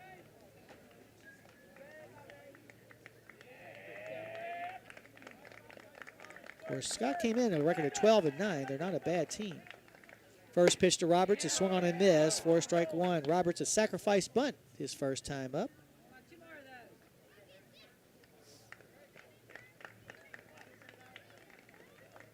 Number 35 steps back in. The wind and the next pitch is going to be high for ball 1. Smith has retired the last 5 batters in a row. 4 of those on ground outs. So he's keeping the ball down, although there's no wind right now. Here's a pop-up that's going to sail out of play. This count goes to 1-2. For over 70 years, Weber's Sausage has delivered the best Kentucky flavor to your breakfast table. From the first sizzle to the last bite, it's a taste you can trust. Find them in your favorite meat department. Shadow of the third base dugout, reaching the mound now. So the next pitch is sliced and fouled out of play to the right side as the count remains 1-2. Well, the Reds, 19-20 now. 4th in the National League Central, 3.5 back of division leading Chicago. Last night lost in the 11th inning to Atlanta 5-4. So the next pitch is fouled off. A couple of 2-strike foul balls by Roberts. Roberts looks down to get the sign before stepping back in. It was the second time in the last 3 games in which Cincinnati has had a lead in the 8th, but lost it, as the bullpen really starting to let us down. Next pitch to Roberts is taken on the inside part of the plate for strike 3. That is now 4 Ks on the day for Mr. Smith. We're back to the top of the order now, and Boston Reynolds. Reynolds has reached base twice, walked and scored in the first. He's also reached on the fielder's choice. Boston has now reached base in 13 consecutive games and has scored at least 1 run in 8 straight. Right now we need base runners over at third base. Pulsford in on the infield grass as the first pitch is slugged to the right side. Gronick is there and cannot make the grab. It's in foul territory as he hit that little bit of a decline. And when you hit that decline and you're not especially used to it, it can really play tricks on you. But as it is, count goes 0-1.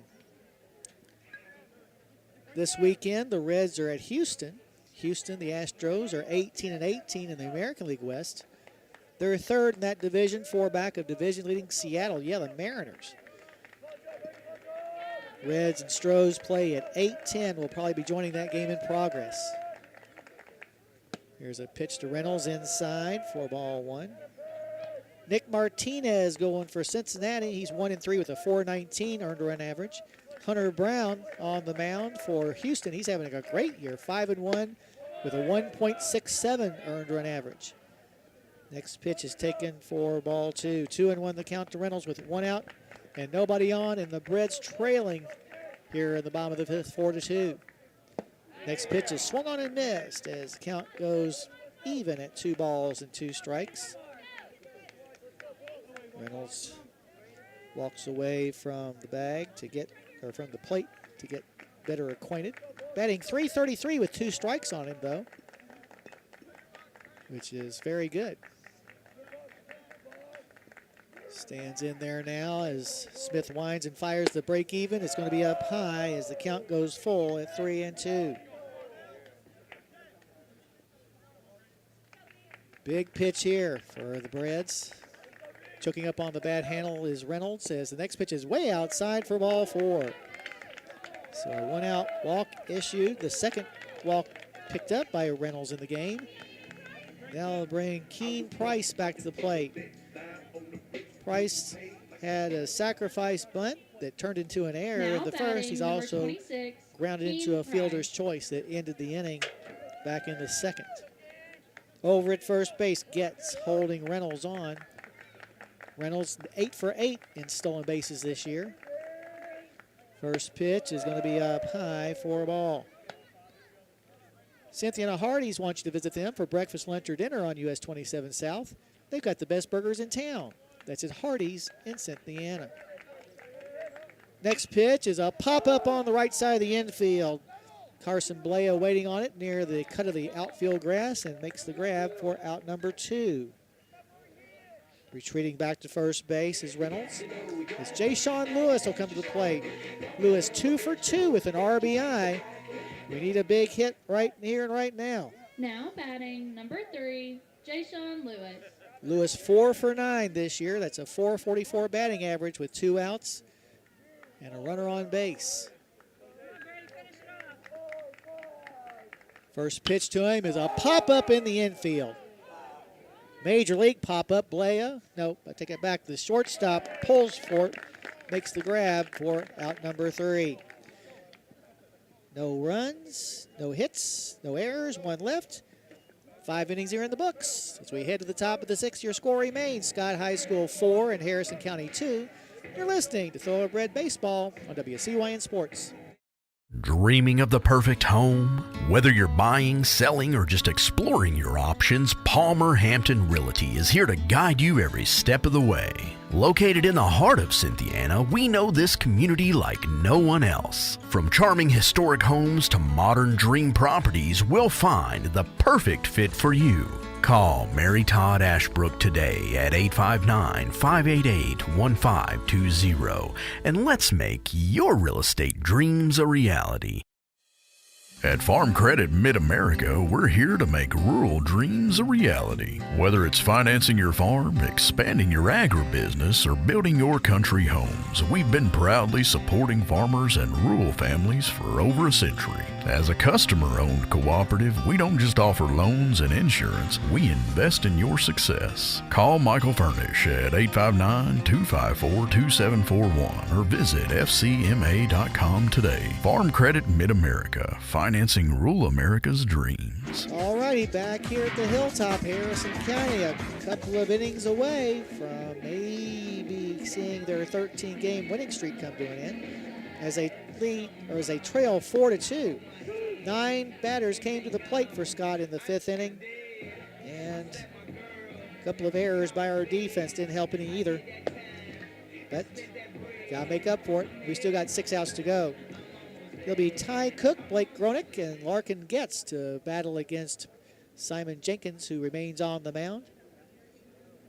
Ty Cook has struck out and grounded out to the mound. Ty Cook.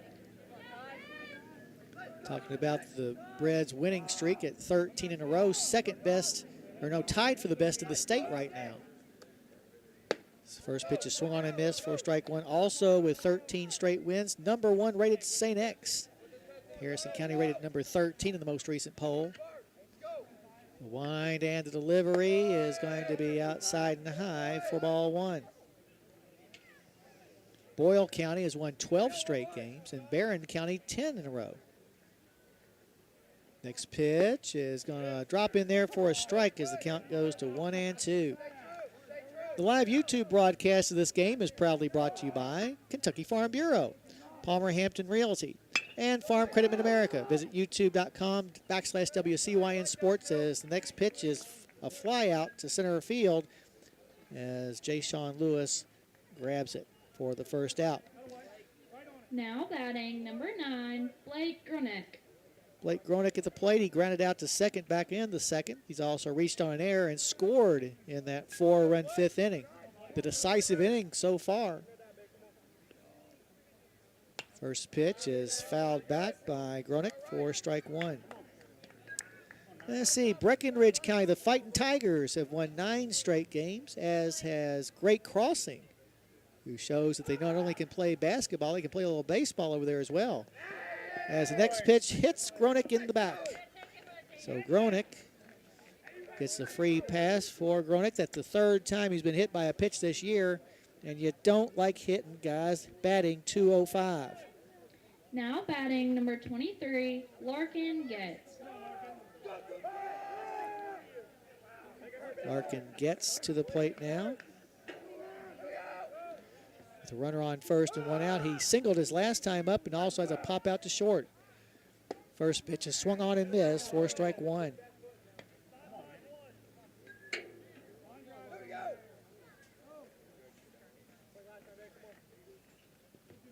All 4 runs in the fifth inning for Scott were unearned.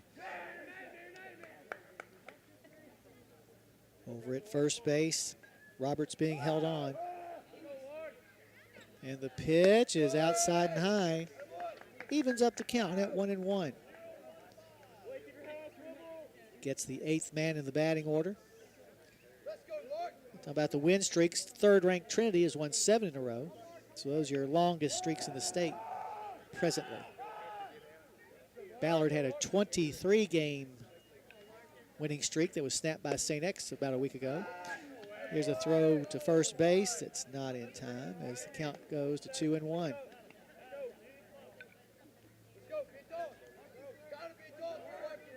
Or 1-2, excuse me. Ball and 2 strikes to count.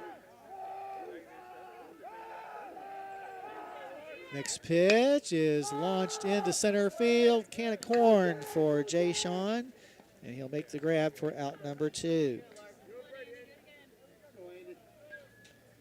So a 2 down, that runner still at first base. Andy Reed will come to the plate.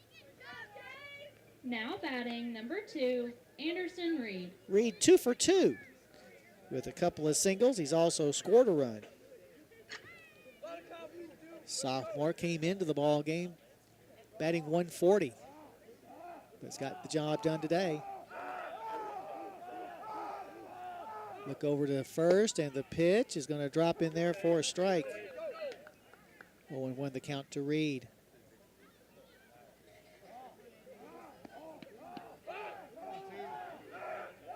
Glance over to first base by Jenkins.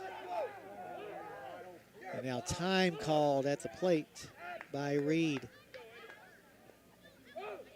Just looking, the last time the Thoroughbreds lost was exactly 1 month ago. Back on April the 9th, lost that game to Pace down in Florida. Next pitch is going to hit him on the wrist. So a couple of hit batsmen in the inning. Now batting, will take us back to the 15, top of the order with Brady 2 outs Smith. and 2 on. For Brady Smith. Smith, a couple of base hits himself, 2 out of 3. Those 2 hits surrounding a ground out to short. He's also scored a run and driven in a run. A base hit here would be huge for the Eagles as far as trying to increase the lead.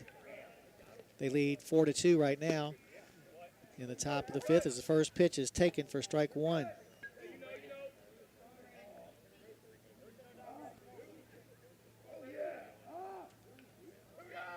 Down at second base, Gronick takes his lead, as does Reed at first. Now stepping off the back of the rubber as he called timeout was Jenkins. Dugout for Harrison a little bit subdued right now. Next pitch is going to drop in there for a strike. Nice pitch. Count goes to 0-2 on Smith. Jenkins came into the game having struck out just 7 in 16 2/3 innings. Just has a couple of Ks today. From the stretch, a look back at second base, and the 0-2 delivery is going to be taken down the middle for strike 3, and that will end the threat. No runs, no hits, no errors. There were 2 runners left on base. As we head now to the bottom half of the 6th inning, your score, Scott High School 4 and Harrison County 2. You're listening to Thoroughbred Baseball on WCYN Sports. Dreaming of the perfect home? Whether you're buying, selling, or just exploring your options, Palmer Hampton Realty is here to guide you every step of the way. Located in the heart of Cynthiana, we know this community like no one else. From charming historic homes to modern dream properties, we'll find the perfect fit for you. Call Mary Todd Ashbrook today at 859-588-1520 and let's make your real estate dreams a reality. At Farm Credit Mid-America, we're here to make rural dreams a reality. Whether it's financing your farm, expanding your agribusiness, or building your country homes, we've been proudly supporting farmers and rural families for over a century. As a customer-owned cooperative, we don't just offer loans and insurance, we invest in your success. Call Michael Furnish at 859-254-2741 or visit fcma.com today. Farm Credit Mid-America, financing rural America's dreams. Smith shows he has done a very good job against one of the best offenses in the state, retiring 9 of the last 10 batters he's faced. They'll be facing the meat of the order, as it were, for the Thoroughbreds here in the 6th inning. Brian Vaughn, Donovan Walker, and Blake Green. Breds down by a deuce. Brian Vaughn 0 for 2, a strikeout. He's also grounded out to short.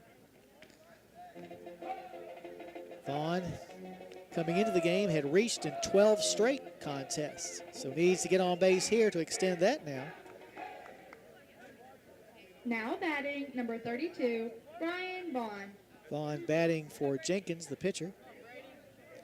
Over at third, pulls for it in on the infield grass.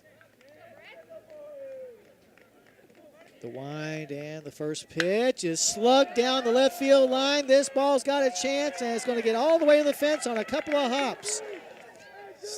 Oh, Brian slipped as he rounded first base and is only going to get a single out of it. So I think he might have tripped over the first base bag.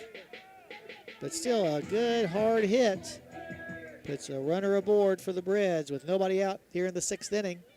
And Donovan Walker at the plate. 22, Donovan Walker. Walker reached on air, driving in a run back in the first, that 2-run first inning, which has netted Harrison County its only runs of the game. He's also bounced back to the mound.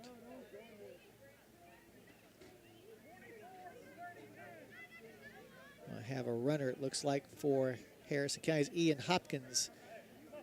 Comes out and will run at first base. So Hopkins running for Brian Vaughn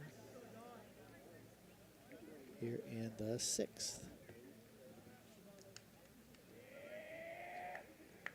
First pitch to Walker is a little looper in behind the shortstop, and it drops in there for a base hit.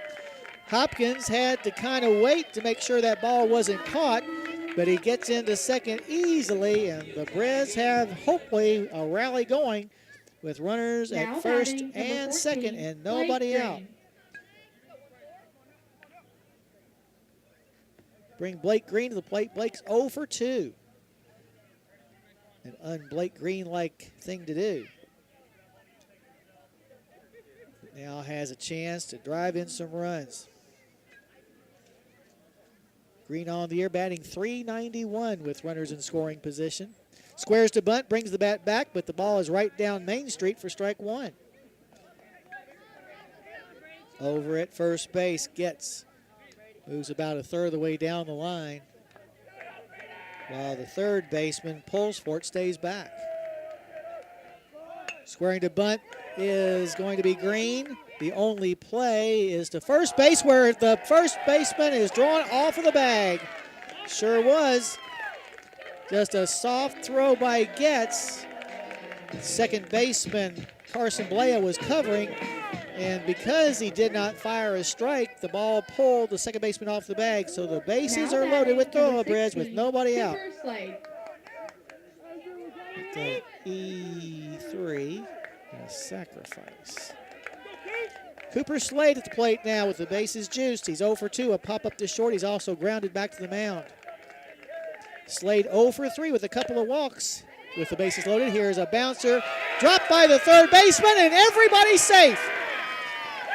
The third baseman, Trevor Pulsfort, was thinking so much about firing the ball home to try to get the runner, Ian Hopkins, that he forgot to watch the ball all the way into the glove. Number 15, Sean Vaughn. Breds are back to within 1 at 4 to 3, and the bases are still loaded with thoroughbreds after the second error of the inning committed by the Eagles. Sean Vaughn to the plate now, watches the first pitch go up high for ball 1. Sean has singled and also grounded out to short.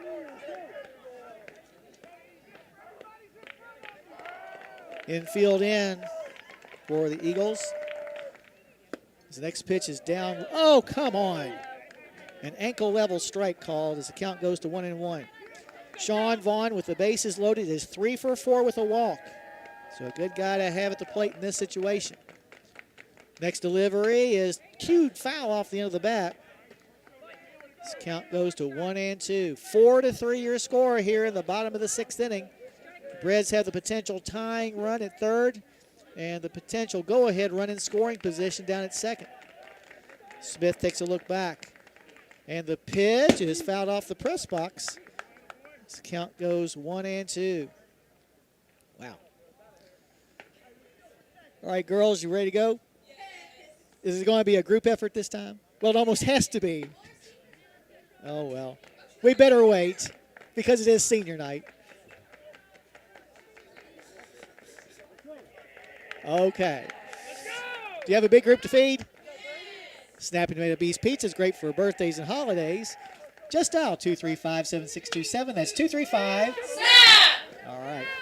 Here's a foul ball that is uncatchable as it hits off of the press box. So a couple of two-strike foul balls by Sean Vaughn have kept him alive in this plate appearance.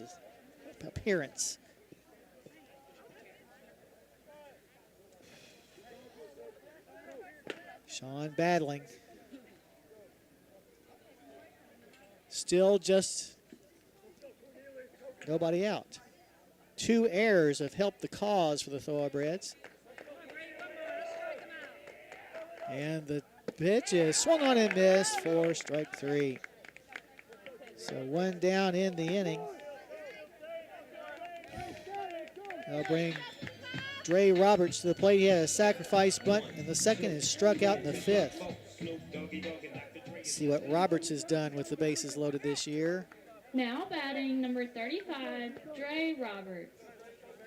Find him here. Dre is 0 for 0 with the bases loaded with a walk and a hit when he was hit by a pitch. His first pitch is up high for ball 1. So we'll take either one because either one would tie this game. Smith laboring on the mound as the next pitch is delivered and shot foul down the left side. So that'll even up the count at 1-1. Like a good neighbor, Joe Cochran with State Farm Insurance is there. Are you looking for a new quote? Give Joe a call at 859-234-3813. Joe always supports the Breds and the Phillies. The 1-1 to Roberts is right down Main Street. Oh my gosh, Dre, there's your home run pitch. You just missed it. Count goes to 1-2. Come on, Dre. Pound one into the gap. Getting the sign, Smith from his battery mate, Trey Cook. And the 1-2 delivery is fouled off, and it's going to hit Dre right in the nose. It found its way inside, and as he hit it, just the way he turned at that specific point of time, it caused the ball to bounce back in right onto his nose. Our trainer, Kendrick, goes out to take a look at him, and that's going to leave a mark. Don't know if it's bleeding. Don't think he's bleeding, but, man, anytime you hit with a baseball on a spin like that, it's going to hurt. Kendrick continues to check him out. Big pitch upcoming, 1-2 the count on Roberts. Harrison County trails 4-3 with the bases loaded and one person out. Now Dre will try to stand, it looks like, but doesn't get very far. Junior being looked at still. They're taking a look at the side of his nose and the top of his nose, and you know, because you think about it might be broken or something. I think that Kendrick is asking him about if he can see well, and I'll bet his ears or his eyes teared up. So everybody trying to make sure he's okay.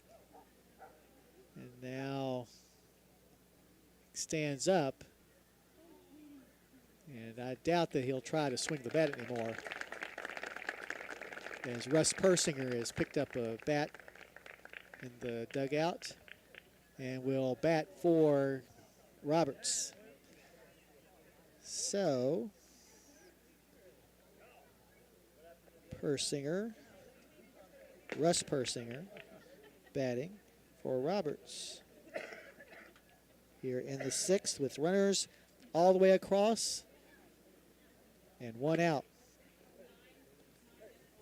See, Persinger on the year 0 for 1 with the bases loaded. But we need him to get a base hit here. Over at third is Donovan Walker. Green's at second, and Slade is over at first. Now batting number 9. Come on, Russ. Steps in there with a 1-2 count on him. Big pitch. And the delivery is tip foul into the mitt of Trey Cook for strike 3.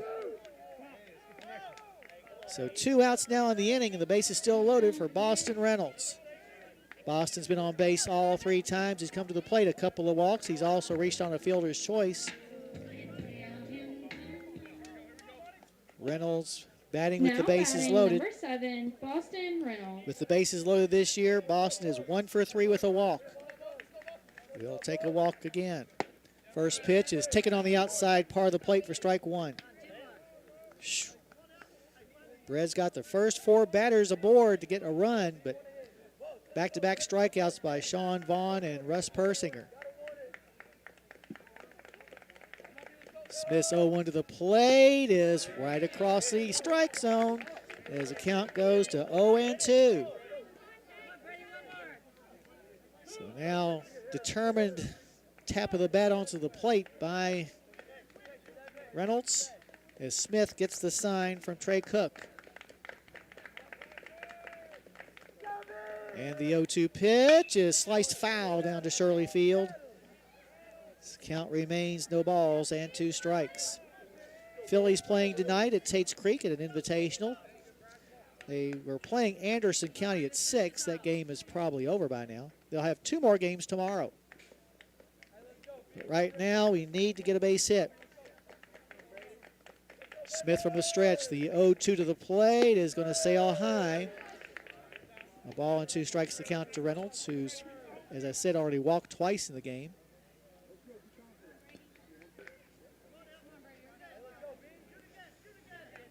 Flashing the sign, Cook to the mound. And the 1-2 is inside, evening up the count at 2 balls and 2 strikes.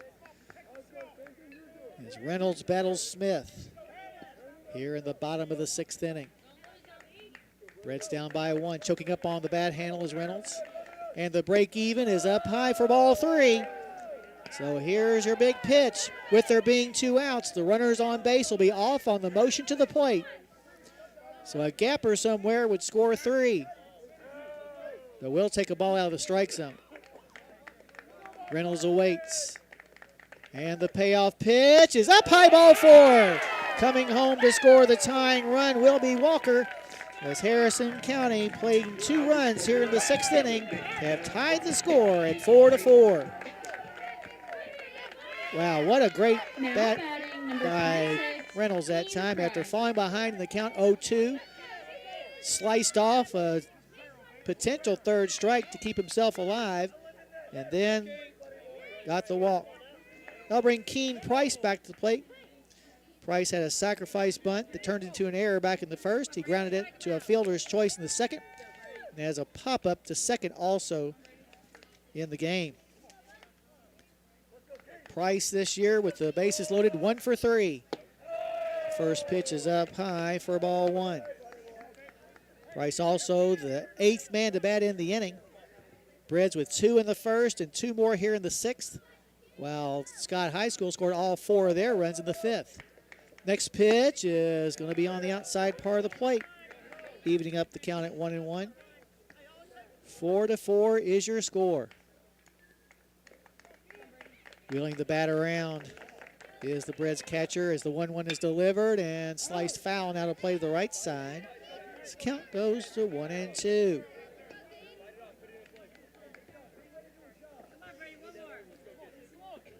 Price steps back in on Keane. Outfield playing him to go the opposite way. So if Keane can get around on one, there's a lot of room down the left field line. Steps out of the batter's box to take a practice swing before stepping back in again. Now he's ready. The 1-2 pitch is going to be a little high. Trying to frame it was Trey Cook, but the count goes to 2 balls and 2 strikes.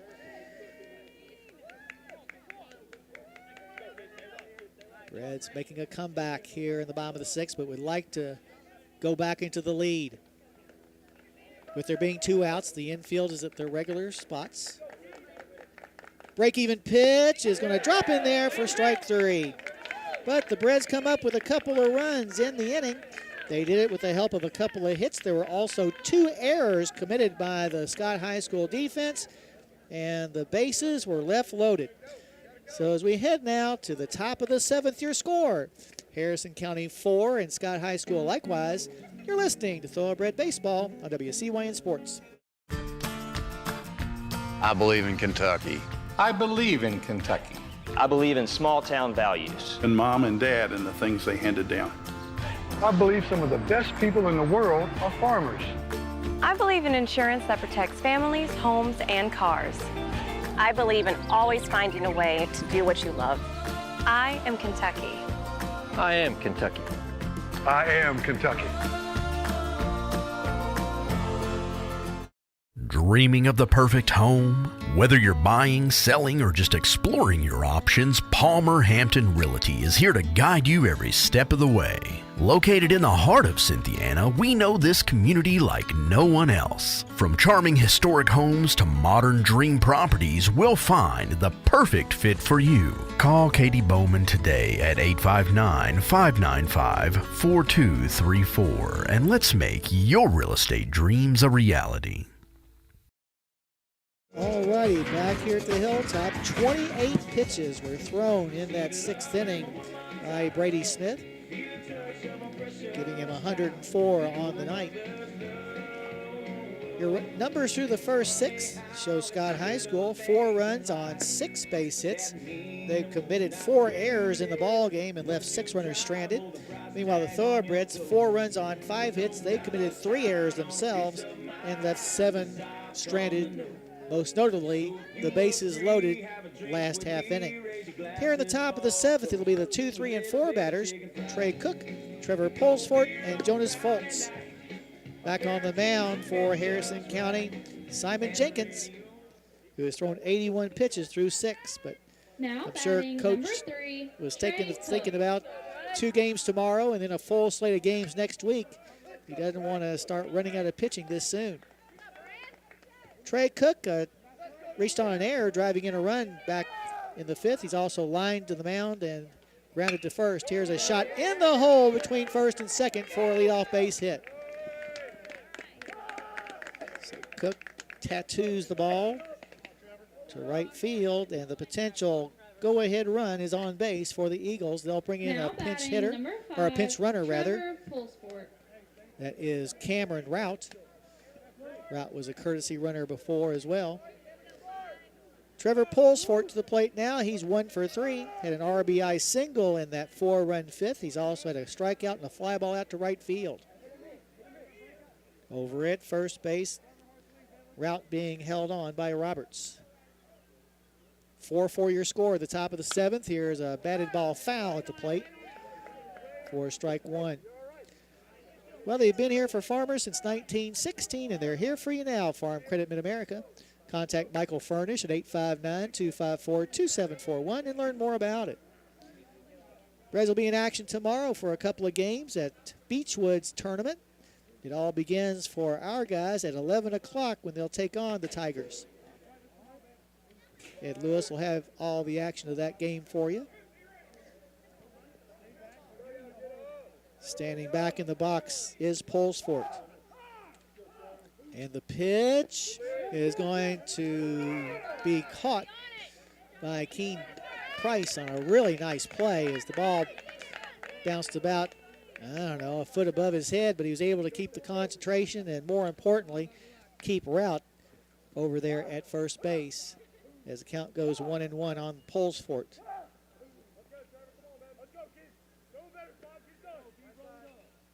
Glanced over to first base by Jenkins. And the pitch is a bouncer to the left side. Gets to Reynolds. Reynolds to Slade. Slade's throw to first will not be in time. But they're going to call it a double play because they're going to call interference. So for all intent and purposes, it's a double play. And the bases will be empty. Well, that hard slide into second base by Rout caught the ire of the home plate umpire, the field umpire, and that's why they said it should be a double play. Now batting number 12, Jonas Foltz. Jonas Foltz to the plate now. He's reached on an error and had a fly ball out to right field. In case you're wondering, in the bottom of the 7th inning, the Reds will have Lewis, Brian Vaughn, and Walker coming to the plate.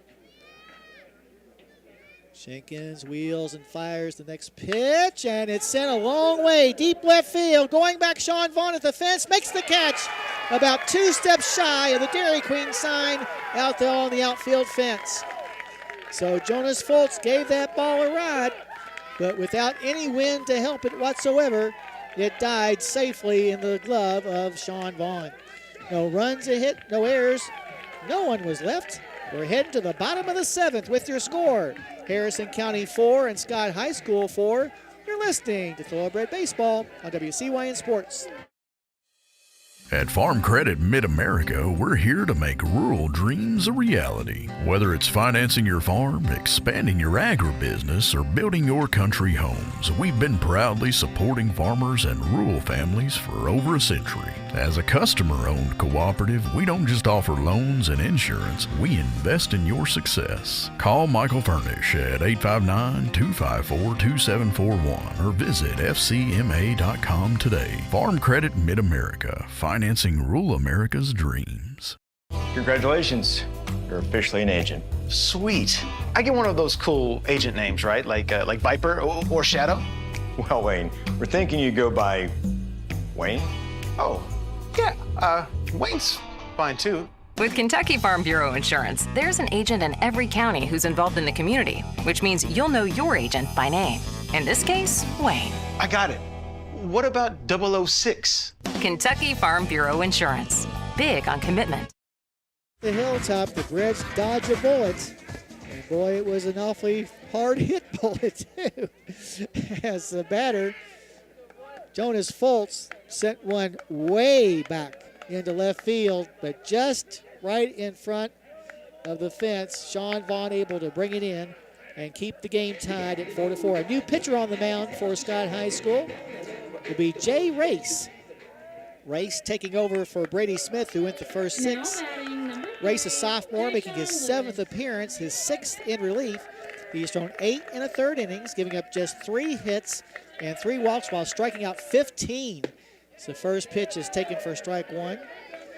He's given up 3 runs, none of which have been earned. Has a record of 2-0 with a save and a 0.00 earned run average. Here's a pop fly into center field. Ty Cook waiting on it and makes the grab for out number 1. Just need a little more out than up on that fly ball as Brian Vaughn will come to the plate now. Brian is struck out, grounded out, and also singled in the ball game. And with that single, Brian Vaughn has now reached base in 13 straight games. Brian Vaughn. Vaughn, the team leader, is second on the team in home runs with 4. First pitch to him is taken high and inside, 4-1.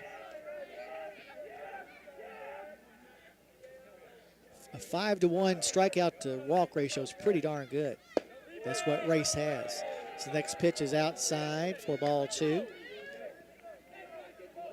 Vaughn batting for Jenkins. He's gone the distance for the Braves. Next pitch is on the outside part of the plate for strike 1. 1 out, nobody on. 4-4 your score. We're in the bottom of the 7th inning.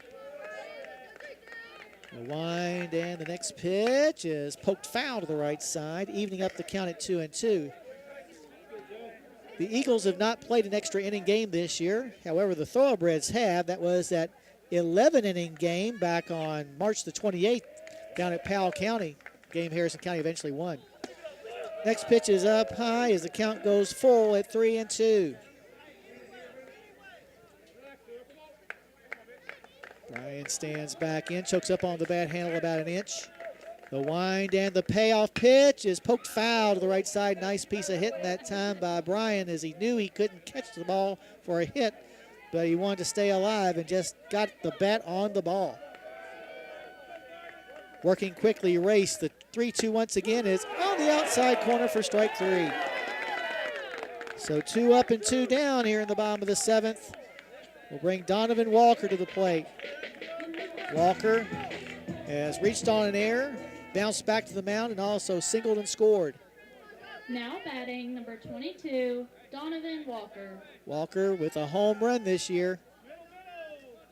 Stands in there now as the first pitch to him from Race is a high chopper to the right side.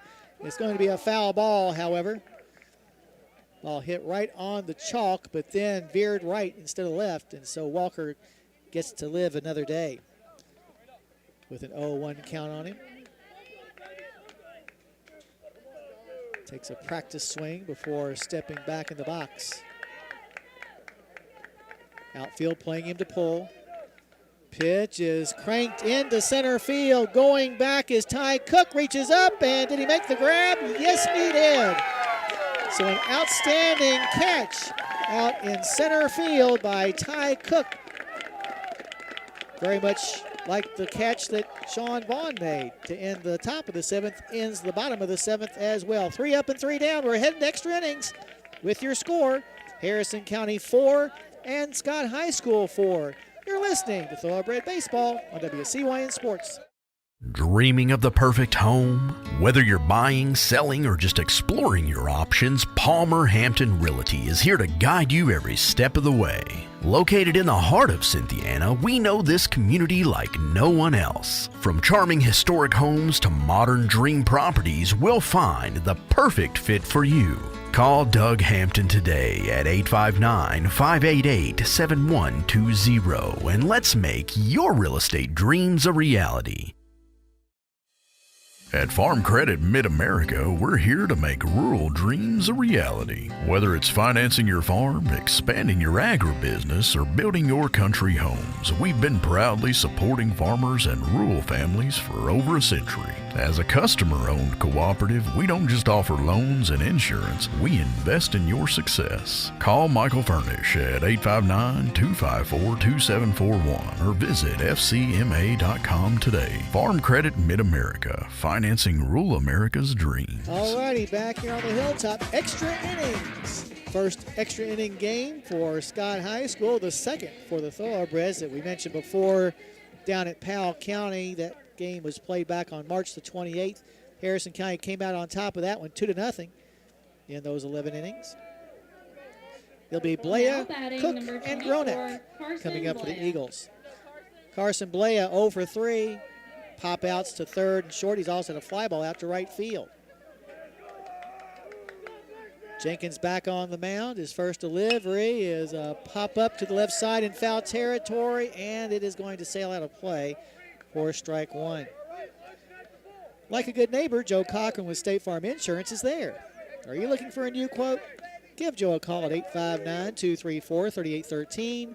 Joe always supports the Breds and the Phillies. Left-handed batting Blea steps back in as Price flashes a sign to Jenkins. And the pitch is going to be tipped foul. This count goes to 0-2. Breds with a 13-game winning streak on the line. That's tied for the most currently in the state. So I think we started to mention but never got through with it. Ballard started out the season 23-0 before being upset, well, not upset, but beaten by St. Xavier 2-1. So now St. X tied with Harrison County for the longest stretch. That a Baker's dozen. Nobody on, nobody out. Here in the top of the 8th, 0-2 count on Blea. Jenkins, a long stare in. Now backs off the back of the rubber. So he wants Price to run through the signs once again. Now we're ready to go. The 0-2 pitch is a pop-up into shallow right field. Coming on hard is Walker, and he will make the grab for out number 1. So 1 up and 1 down for Ty Cook. Now batting number 11, Ty Cook. Cook is 0 for 3 as well. A strikeout, a ground out. He's also had a fly ball out to center field. Over at third base, Green a couple of steps in on the infield grass just in case. So first pitch is delivered, a slow curve that stays outside for ball 1.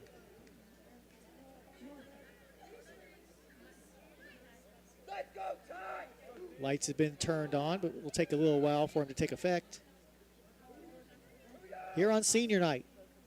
Next pitch is a bit outside. Price tried to frame it, but unsuccessfully so. 5 seniors honored prior to the game. Very nice ceremony.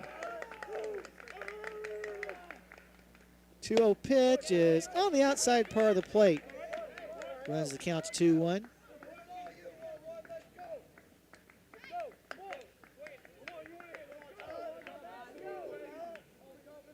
Outfield playing straight away.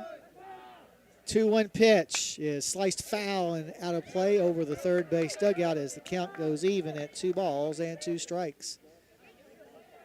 Breds will be back in action, as we said, against Beechwood tomorrow. That'll be the first game. We don't know when or against who the second game is until later on.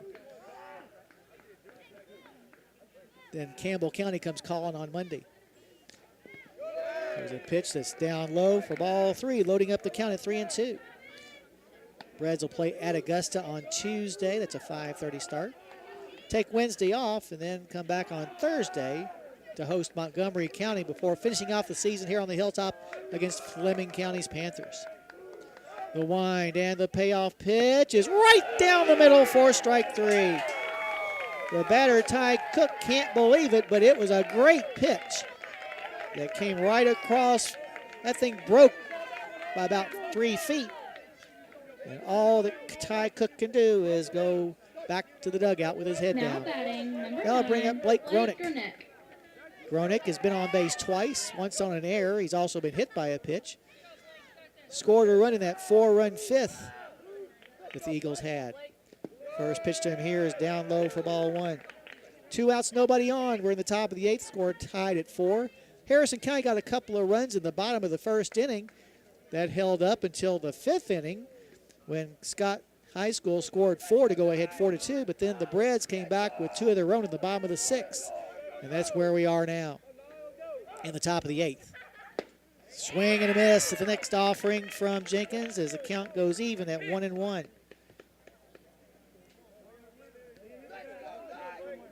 Jenkins has thrown 97 pitches. This will be number 98. The 1-1 pitch is stroked into right field. Walker is there and makes the grab for out number 3. So really nice pitching by Simon Jenkins. Will send us to the bottom of the 8th with your score. Harrison County 4 and Scott High School as well. They have 4. You're listening to Thoroughbred Baseball on WCYN Sports. Kentucky Farm Bureau agents wear a lot of hats. They're coaches, volunteers, church members, neighbors, someone who's there when you need them, especially when you need them most. That may be a lot of hats, but they're all the perfect fit. Kentucky Farm Bureau, big on commitment.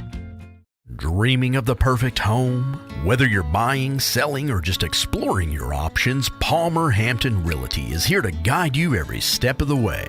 Located in the heart of Cynthiana, we know this community like no one else. From charming historic homes to modern dream properties, we'll find the perfect fit for you. Call Ronnie Brown today at 502-542-1984 and let's make your real estate dreams a reality. Alrighty, here we go. Bottom of the 8th. Tie score. Reds need just one. Green, Slade, and Sean Vaughn all coming to the plate. 14, Blake Green. Green is due. He's 0 for 2. Also had a sacrifice bunt. First delivery to him is going to be on the outside corner for strike one. Green has a stretch of 9 straight games with a hit on the line. He's also gotten on base 12 times in a row as well. Next pitch taken as the count goes 1-1. The wind by Race and the pitch is down low. Count goes to 2 balls, no strikes. 2 balls and 1 strike, 2-1.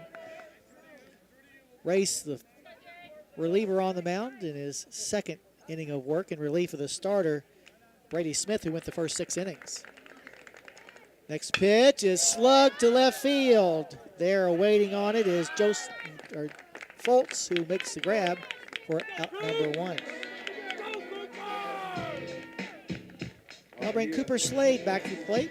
Cooper has popped out to short, grounded back to the mound, and also reached on an error.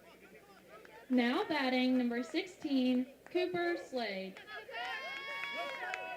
The wind by Race and the pitch to Slade is taken at the knees for a strike.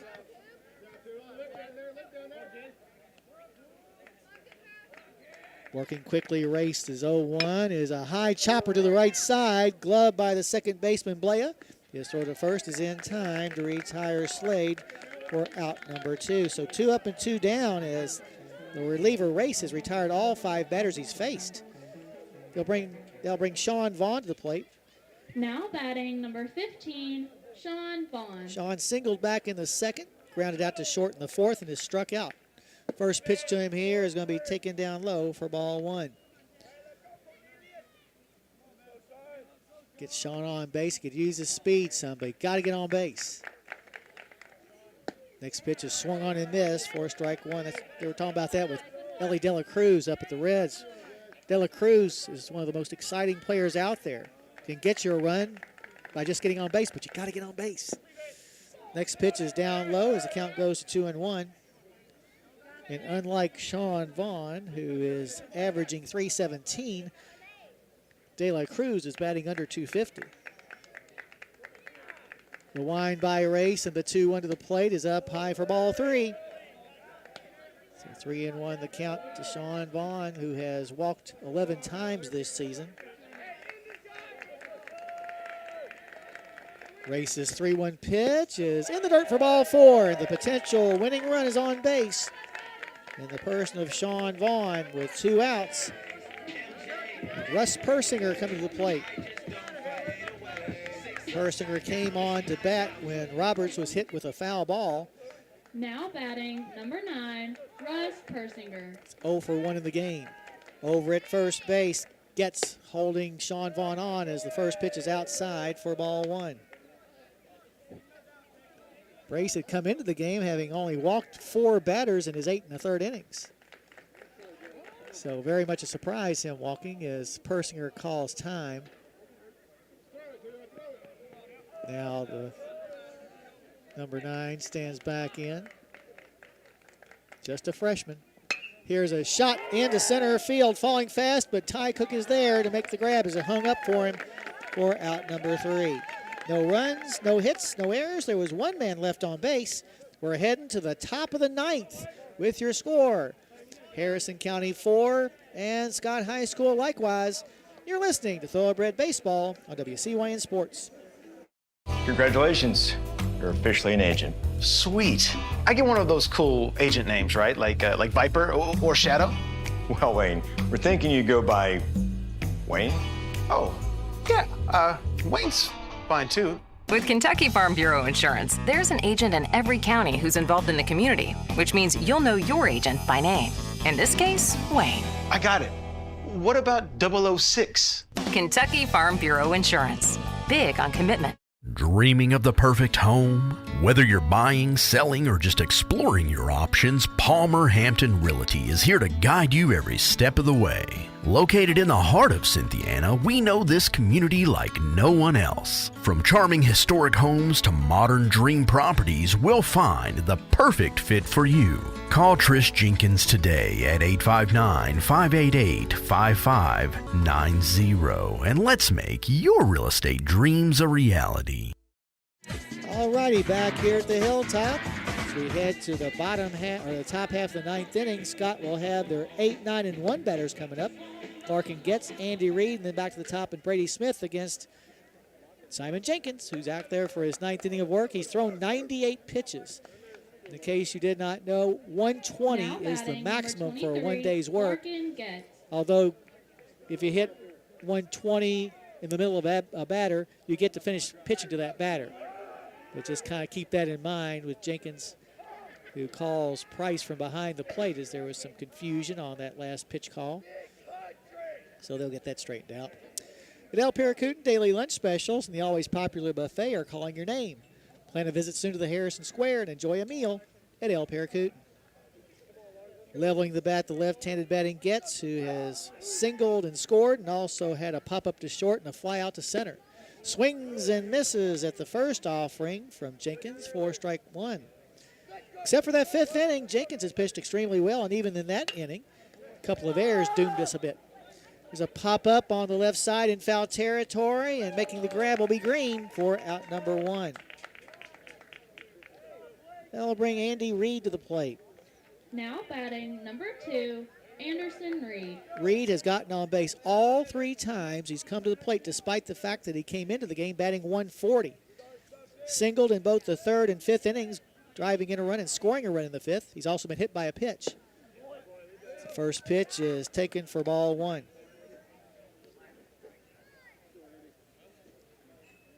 Reed stands in, the sophomore, as the next pitch is delivered. A fly ball into right field, going back Walker, but he's got a beat on it and will make the grab for out number 2. Now take us back to the top of the order now, and Brady Smith. Now batting number 15, Smith began the game on the Brady mound, but Smith. has since been relieved. He's 2 for 4 in the game with a couple of singles in the 1st and 5th. Drove in a run and scored a run in the 4-run 5th. He's also grounded out to short and struck out. Bread scoring theirs, 2 in the 1st and 2 more in the 6th. So pitch is outside and low for ball 1. Reds win 11 to beat Powell County earlier this year. We're not quite there yet in the 9th.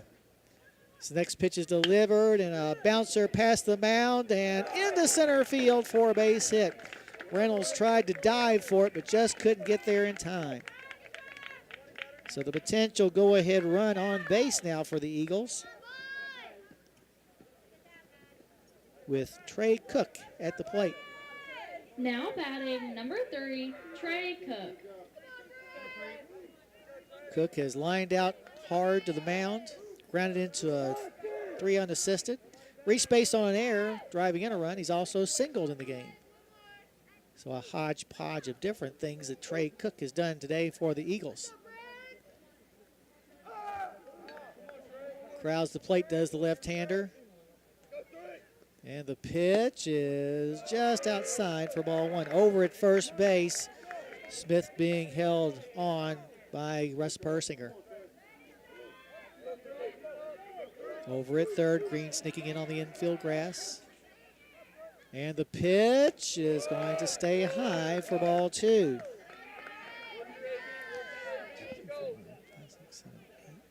That was pitch number 106. Just trying to keep abreast of the count for pitches. Leveling the bat, number 3. Throw to first base is going to bounce away. Persinger picks it up. His throw to second base will be in time to gun down Smith, trying to go from first to second on the poor throw. So a good job by Russ picking up his teammate. No runs, 1 hit, no errors. But as it ends up, nobody was left on base. We're heading to the bottom of the 9th with your score. Harrison County 4 and Scott High School 4. You're listening to Thoroughbred Baseball on WCYN Sports. At Farm Credit Mid-America, we're here to make rural dreams a reality. Whether it's financing your farm, expanding your agribusiness, or building your country homes, we've been proudly supporting farmers and rural families for over a century. As a customer-owned cooperative, we don't just offer loans and insurance, we invest in your success. Call Michael Furnish at 859-254-2741 or visit fcma.com today. Farm Credit Mid-America, financing rural America's dreams. Kentucky Farm Bureau agents wear a lot of hats. They're coaches, volunteers, church members, neighbors, someone who's there when you need them, especially when you need them most. That may be a lot of hats, but they're all the perfect fit. Kentucky Farm Bureau, big on commitment. All righty, here we go. Bottom of the 9th, tie score. Top of the order coming up for the Thoroughbreds against the closer for the Eagles and Jay Race, who has retired 6 of the 7 batters he's faced. Reynolds, Price, and Lewis scheduled to come up for the Breds. Boston here on senior night, one of the 5 seniors that were honored prior to the game, has walked 3 times. Scored a run. He's also granted into a fielder's choice. We'll take another walk. We need a base runner. First pitch is going to be a little looper, but right into the waiting glove of the second baseman, Carson Blea, for out number 1. Thought at first that ball might have had more oomph on it than it did, but it didn't. So 1 pitch, 1 up and 1 down for Keene Price. Keene has had a sacrifice bunt, grounded into a fielder's choice, popped out to second and struck out. First pitch to him from Race is taken at the knees for strike 1. As Race is out there throwing BBs. Might as well swing. He's not throwing it anywhere except in the strike zone. Price wheels the bat around as the next pitch is delivered outside for a ball. This count goes 1-1. Not very many crooked numbers up there on that scoreboard. Next pitch is swung on and missed as the count goes to 1-2. Race making his 7th appearance of the season. Came in with no ERA as the only 3 runs he's given up this year were unearned. Next pitch is on the outside part of the plate for strike 3. So 2 up and 2 down. Brings Jay-Sean Lewis back to the plate. Lewis has singled twice, driving in a run. He's also popped out to short and had a fly ball out to center field. Now batting number 3, Jay-Sean Lewis. Lewis stands in. The wind and the pitch is going to be outside for ball 1. Jay-Sean with 4 home runs this year. He could end the game on 1 swing. The pitch is inside and low. That one got away from Race as the count goes to 2 balls and no strikes. Brad's getting a little more vocal in the dugout. Scott High School a little more subdued. They had a 4-2 lead and couldn't hold it late. Here's a bouncer to the right side of the infield, bobbled by the first baseman. The second baseman picks it up. He'll throw to the pitcher covering, but he doesn't get there in time. So an error by the first baseman keeps the inning going for the Thoroughbreds. Yeah, that ball bounced off of the butt of the glove and right to the second baseman, who was playing behind the first baseman. Threw the ball to first base, but Lewis just too much speed. Brian Vaughn at the plate now. He struck out, grounded out, singled and scored, and struck out again. First pitch is taken for a strike. 0-1 the count on the Braves' designated hitter. Another member of the 5 senior crew that were honored before the game. Holding the runner on at first base is Getz as the pitch is taken outside for a ball. Runs the count even at 1 ball and 1 strike. Vaughn with 6 home runs to lead his team. It's tied for the 6th most in the state. Here goes Jay Sean. The pitch is up high. The throw down to second base will not be in time. So now the Thoroughbreds with a runner in scoring position. 2-1 the count on Brian Vaughn. This year, with runners in scoring position and 2 outs, Brian Vaughn is 5 for 9. It's a darn good average. Next pitch is outside and low as the count goes to 3-1. A base hit should score Jay Sean unless it's right at one of the outfielders. 3-1 pitch is down low, ball 4. Well, first base was open. I think they just did not want to give anything good to hit, even if it was by accident, to Brian Vaughn. So Donovan Walker at the plate. Donovan reached on an error in the first, grounded out to the mound in the third. Batting, number 22, singled and scored Donovan one of the 2 Walker. runs Harrison County picked up in the 6th. He's also had a fly ball out to center field on a very nice catch by Ty Cook, who caught the ball right against the fence out there in right center. Now he has a chance to maybe put that ball over the fence or into a gap anywhere. 4-4 your score. Runner on second, 2 outs. First pitch, taken down low for ball 1. Jay Race on the mound, his 3rd inning of work in relief. Here in the 9th inning,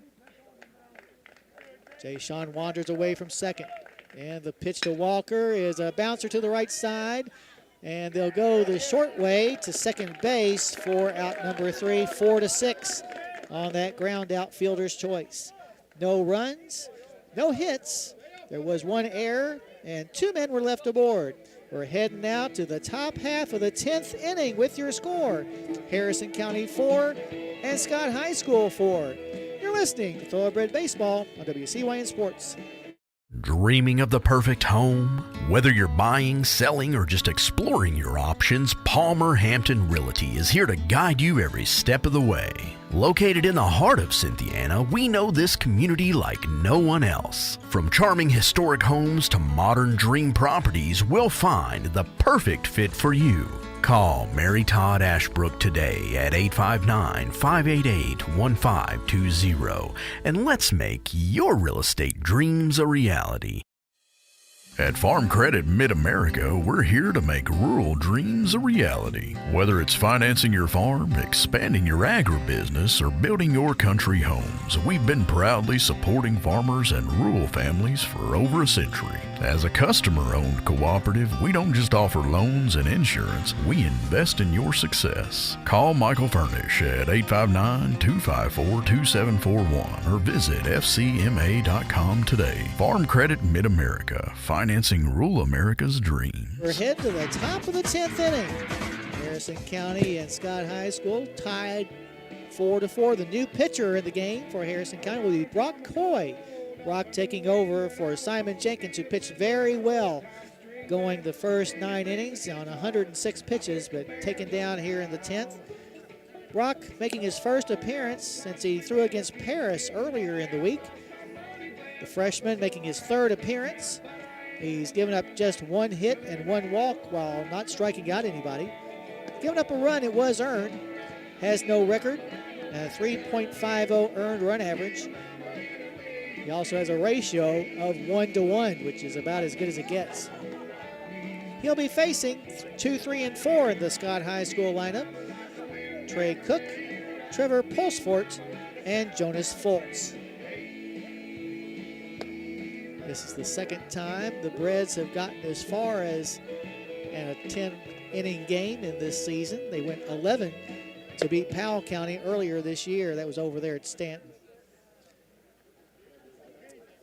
Trey Cook has lined out, grounded out, reached on air and singled. He was also the batter at the plate when Smith was thrown out trying to take second base on an errant throw on a pickoff. Cook. So Cook stands in. Green on the infield grass at third. The first pitch is going to be in the dirt. 4-1.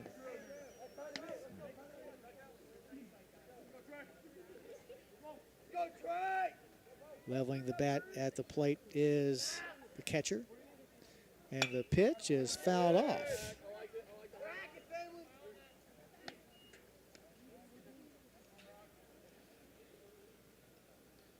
Brad's trying to keep any Eagles off of the base paths.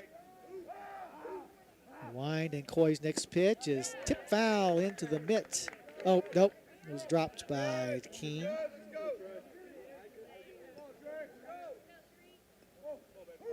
One ball and 2 strikes to count.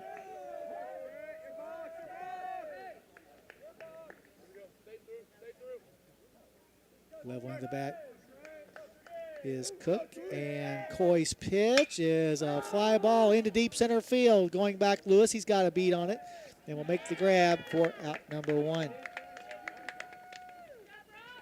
So with 1 down, Trevor Pulsfort Now will come to the batting plate. number 5, Trevor Pulsfort. Pulsfort 1 for 4, had an RBI single back in that 4-run 5th. Other than that, a strikeout, a fly to right, and a 6-4-3 double play. Facing Coy for the first time. Freshman's first pitch to this guy is on the inside corner for strike 1. Nice pitch. Pulsfort wears the number 5 on the back of his jersey, stands back in as Coy goes into his windup. And the pitch is outside for a ball. 1-1 the count to Pulsfort. 1 out, nobody on base for Scott here in the top of the 10th. The wind and the delivery to the plate is a little flooper into left center field, and it's going to be more than just a little looper as it goes all the way to the fence. Heading on into second base, standing will be Cook. We'll make that Pulsfort, excuse me. Pulsfort representing a go-ahead run. Now batting number 12, Jonas Foltz. They'll bring Jonas Foltz to the plate. Foltz has walked, reached on an error. Had a couple of flyouts, 1 to right and 1 to left. This Pulsfort cranking a double. So Coy's going to have to bear down. Harrison County trying to protect a 13-game winning streak. And also, they don't want to suffer their first loss to a 10th region opponent. The first pitch is up high for ball 1 to Foltz.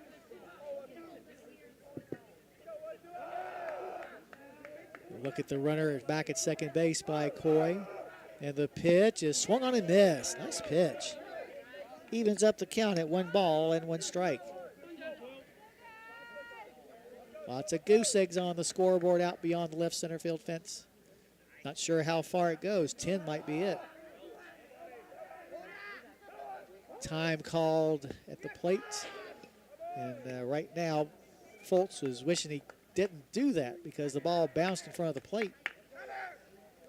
So the count remains 1-1 with 1 out and 1 on here in the top of the 10th for the Eagles. Down at second base, Pulsfort takes his lead. He doubled. And the pitch is a squibber in front of the plate, and it's going to roll foul. So the count goes to 1-2. Price doing the wise thing on that ball that had a lot of spin on it to let it go foul, because I'm sure that if he tried to pick it up, that spin might have kicked it away from him. As it is, the count goes to 1-2 on Foltz. Big pitch coming up here for Brock Coy and for Scott High School as a team. A short conversation was just finished up by the third base coach and the runner at second, Pulsfort. The 1-2 pitch is smacked over the outstretched glove of Reynolds and into left center field. Heading towards third base and getting there in time will be Pulsfort. So a ball that, if it had been an inch lower, I think Boston could have had it, but as it was, a single to left field. Now batting number 24, Carson Blea. So runners on the corners and the potential go-ahead run at third base with one out. To the plate comes Blea. Blea 0 for 4. Popped out to third and short. He's had a couple of fly balls out to right field. And now everybody in the Scott Eagle dugout has come onto a meeting that's about halfway up the third base line. And meanwhile, Keen Price will go to the mound to talk to Brock Coy to make sure he doesn't get upset by anything like this. So runners on the corners. And Blea at the plate. Here on senior night for the Thoroughbreds.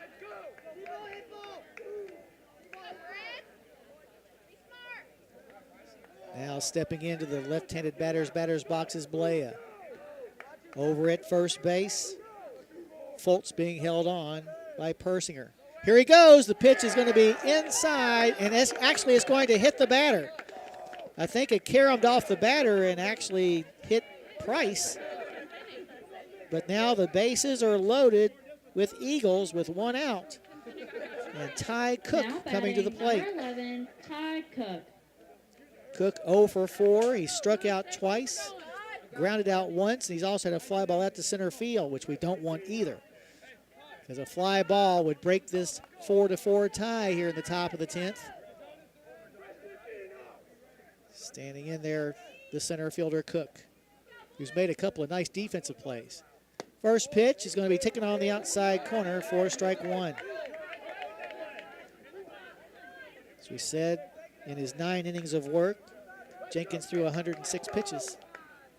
Infield in for the Braves. They don't want to allow a run. So the next pitch is delivered. Oh, on the outside corner. Beautiful pitch that time by Brock Coy. The count goes to no balls and 2 strikes. Stepping back into the box is Ty Cook, the 6th place batter. And the 0-2 is a pop-up on the right side, but it is going to sail out of play. So the count remains 0-2. Brock Coy pitching in a situation that he's been unaccustomed to. Usually comes in when Harrison County has gotten a pretty good lead, but things are dicey right now. The game tied in the top of the 10th with the bases loaded and just one out. Next pitch is a little looper into right field, and he'll drop in there for a base hit. Coming around to score was Pulsfort. Fultz scores as well. Now going to third base and sliding in there safely is Carson Blea as Ty Cook on a bloop single to right field has given his team a 6-4 lead. And Donovan Walker was shaken up on the play. He's still limping around out in right field. And so he may have to, not even may about it, he's going to have to come out. But a bloop base hit by Ty Cook. Puts runners on first and second. Give him 2 RBIs there. As Walker still being attended to out in right field by our trainer Kendrick. And the Braves will wait till he's able to get off the ground, and now he'll go limping back to the dugout. So the Braves find themselves behind 6-4. The inning's not over yet. That's the thing. Sawyer Craycraft has taken over in right field defensively and will bat for Walker, I'm sure.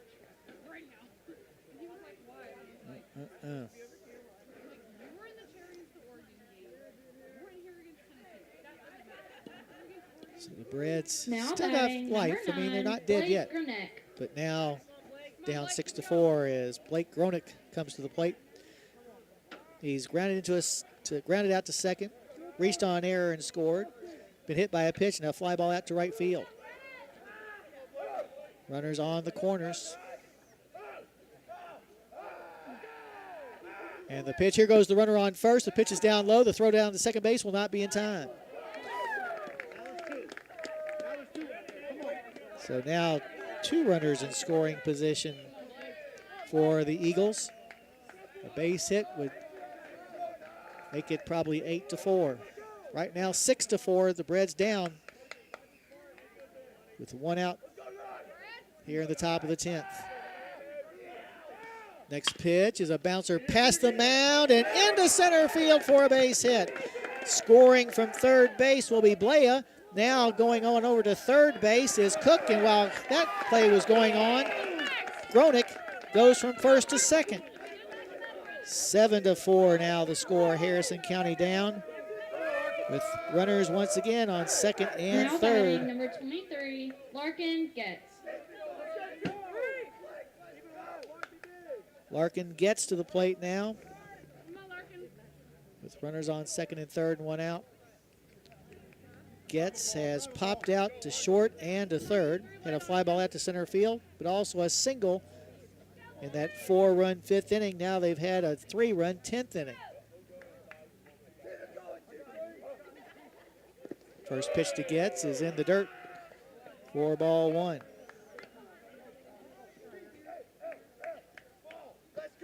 The inning began innocently enough with a fly ball to center field by Troy Cook, but since that time, 5 straight batters for the Eagles have gotten on base.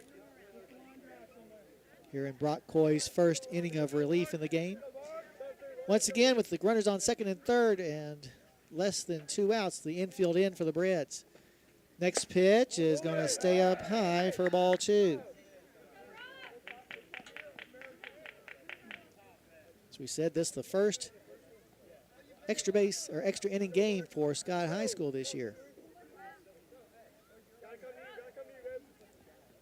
Next pitch is on the inside part of the plate. Count goes 2-1.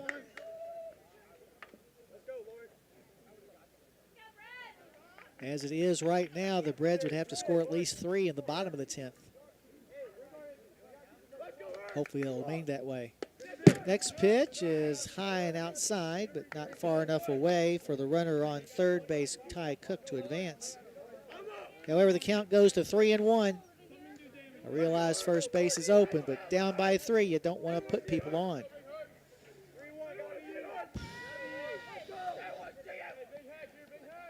Price gets the sign from the dugout, flashes it onto the mound. And the 3-1 pitch is in the dirt for ball 4, and that'll load the bases with Eagles. But still just 1 out. And Andy Reed to the plate. Now batting, number 2, Anderson Reed. Reed has singled twice, been hit by a pitch, so gotten on base 3 times. He's also had a fly ball out to right field. Corner infielders will play in, middle infielders will play back, hoping for a double play ball. So first pitch is delivered and fouled off to the right side for strike 1.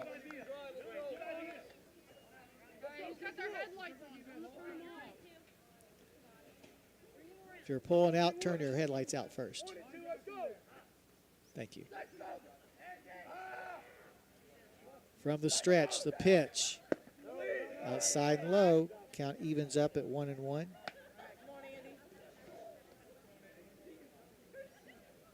Breads down 7-4, a 3-run 10th inning for the Eagles so far. Got the bases loaded and 1 out. And Reed, the 8th batter in the inning. Levels the bat. And the pitch is right down the middle for a strike. Nice pitch. Count goes to 1-2.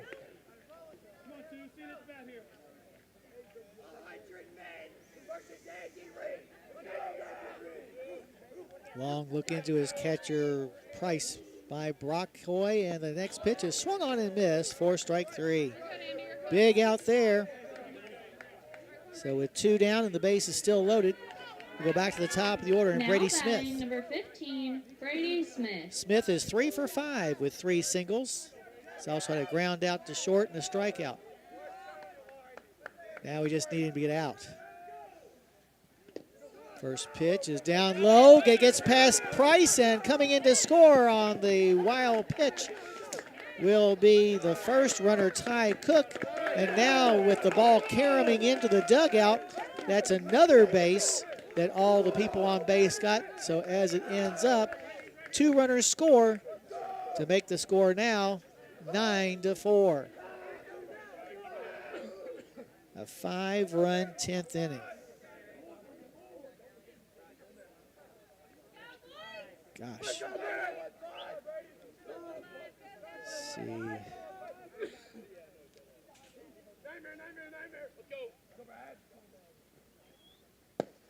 Next pitch is taken down low. This count goes to 2-0. Now Keen Price will go to the mound to have a chat with Coy. Make sure he doesn't get too discouraged.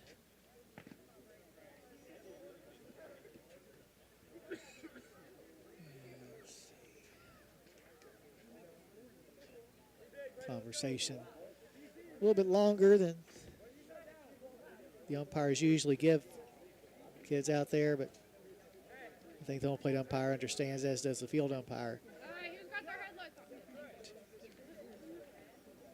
2-0 the count on Smith with a runner on third and 5 runs in the inning.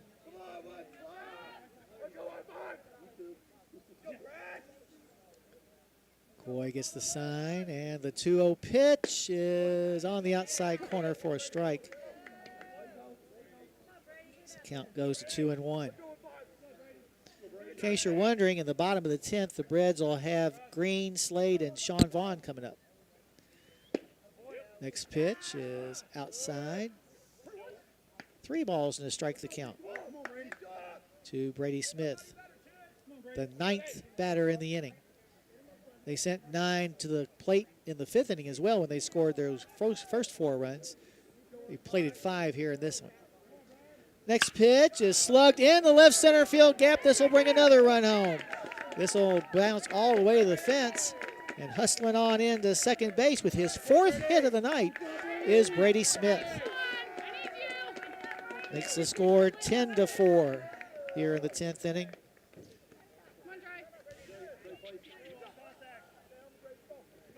Double. Now batting number RBI. 3, Trey Cook. They bring Trey Cook back to the plate. He batted earlier in the inning and flew out to center. He's also reached on an error, singled, lined out, and grounded out. First pitch is taken for ball 1.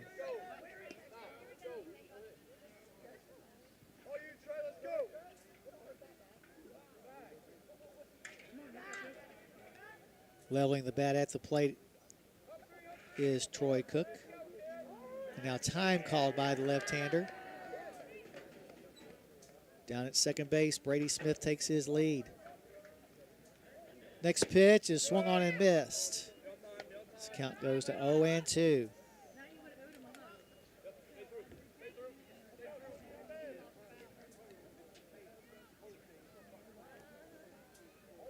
Five hits in the inning for the Eagles, and a couple of Harrison County errors. This next pitch is outside for a ball. 1-2 the count now to the batter, Trey Cook. Trey Cook.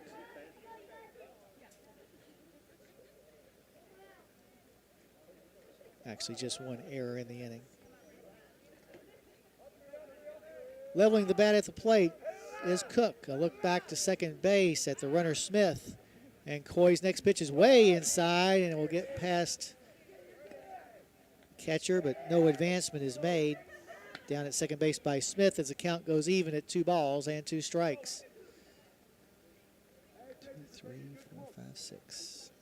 6 consecutive batters got on base for the Eagles earlier in the inning.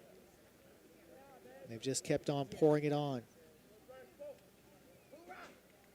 And the break even is a bouncer to the right side, gloved by Russ Persinger. He'll flip it to Coy covering for out number 3. But in the inning, 6 runs cross the plate for the Eagles. They did it courtesy of 5 base hits. There was 1 error and 1 man left on base as we head now to the bottom of the 10th. Your score, Scott High School 10 and Harrison County 4. You're listening to Thoroughbred Baseball on WCYN Sports. I believe in Kentucky. I believe in Kentucky. I believe in small town values. And mom and dad and the things they handed down. I believe some of the best people in the world are farmers. I believe in insurance that protects families, homes, and cars. I believe in always finding a way to do what you love. I am Kentucky. I am Kentucky. I am Kentucky. Dreaming of the perfect home? Whether you're buying, selling, or just exploring your options, Palmer Hampton Realty is here to guide you every step of the way. Located in the heart of Cynthiana, we know this community like no one else. From charming historic homes to modern dream properties, we'll find the perfect fit for you. Call Katie Bowman today at 859-595-4234 and let's make your real estate dreams a reality. All right, here we go. Bottom of the 10th, Harrison County down by 6 runs at 10-4. A 6-run 10th inning engineered by the Eagles. Have gotten this big lead, and they send Jay Race back out there. He'll be facing Green Slade and Sean Vaughn to start things off here in this inning. Let's take a look here.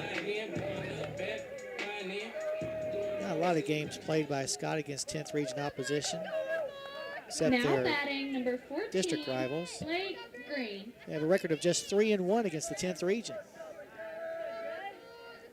That 1 loss coming to Campbell County, a 2-1 setback last week. At the plate is Blake Green, takes the first pitch for strike 1. Blake is 0 for 3 with a sacrifice. Next pitch, taken at the knees. This count goes to 0-2. Race gets the sign. And the pitch is a bouncer to the left side, scooped up by the shortstop Reed. His throw to first in time to retire Green. So the Breds now down to their last 2 outs. But remember, in the top of the 10th inning, the leadoff batter was retired before 6 straight batters got on base. Now batting number 16, Cooper Slade. Cooper Slade at the plate now. He's 0 for 4. Bounces one back up the middle for a base hit. There you go. And the rally begins. Good solid single by Cooper Slade. Puts a runner on first with 1 out for Sean Vaughn. Now batting number 15, Sean Vaughn. Sean has singled, reached on a walk, struck out, and had a ground out to short. Over at first base, Slade being held on. The first pitch is swung on and missed. Holding him on is Getz, Larkin Getz. Next pitch is a bouncer to the left side.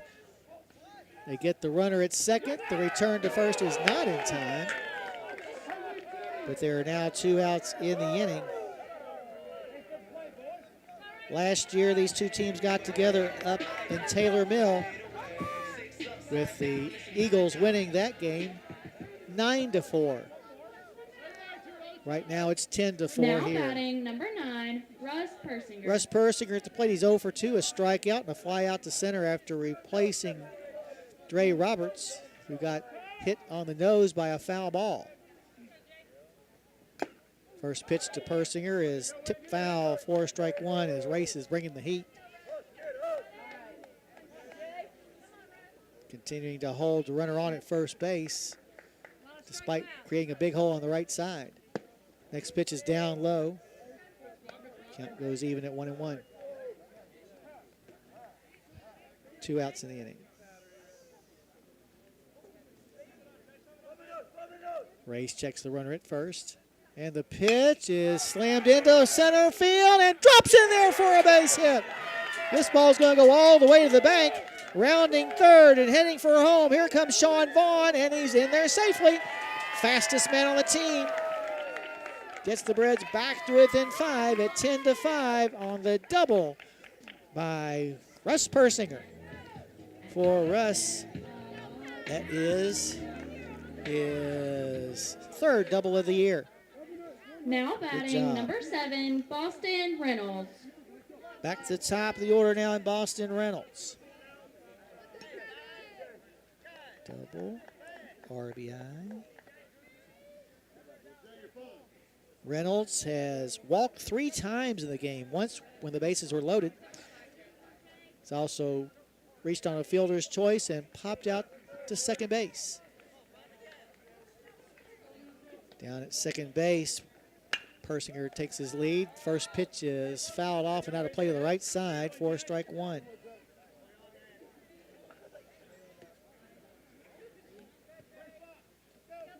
Reds down 10-5. Choking up on the bat handle about an inch. As the next pitch is taken up high for ball 1. 1-1 the count to the batter.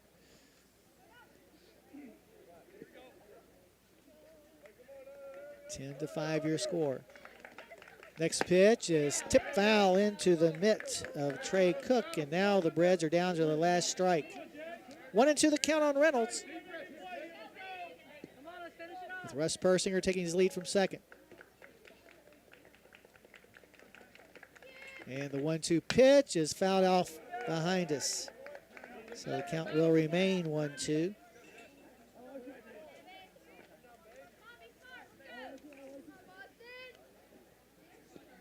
Reynolds batting .500 this year with 2 outs and runners in scoring position. Next pitch delivered, a little nubber to the left side, and this ball is going to stay fair. Well, it had all the makings of a fair ball as soon as it came out of the bat, as it was chopped down the third base side, and eventually it rolled a good 6 inches away from the line. So runners on the corners now for the Thoroughbreds with 2 outs.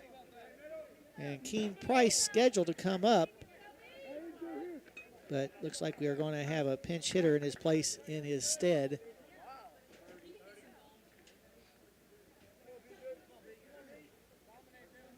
Now batting number 30, B.J. Napier. Napier will bat for Price. So pencil B.J. in the 10th. With runners on the corners and 2 outs, it's up to Napier to keep the inning going. First pitch is taken for strike 1. Napier on the year is batting .167 on 2 out of 12, but he does have 4 RBIs. Next pitch is taken outside as the count goes even at 1-1.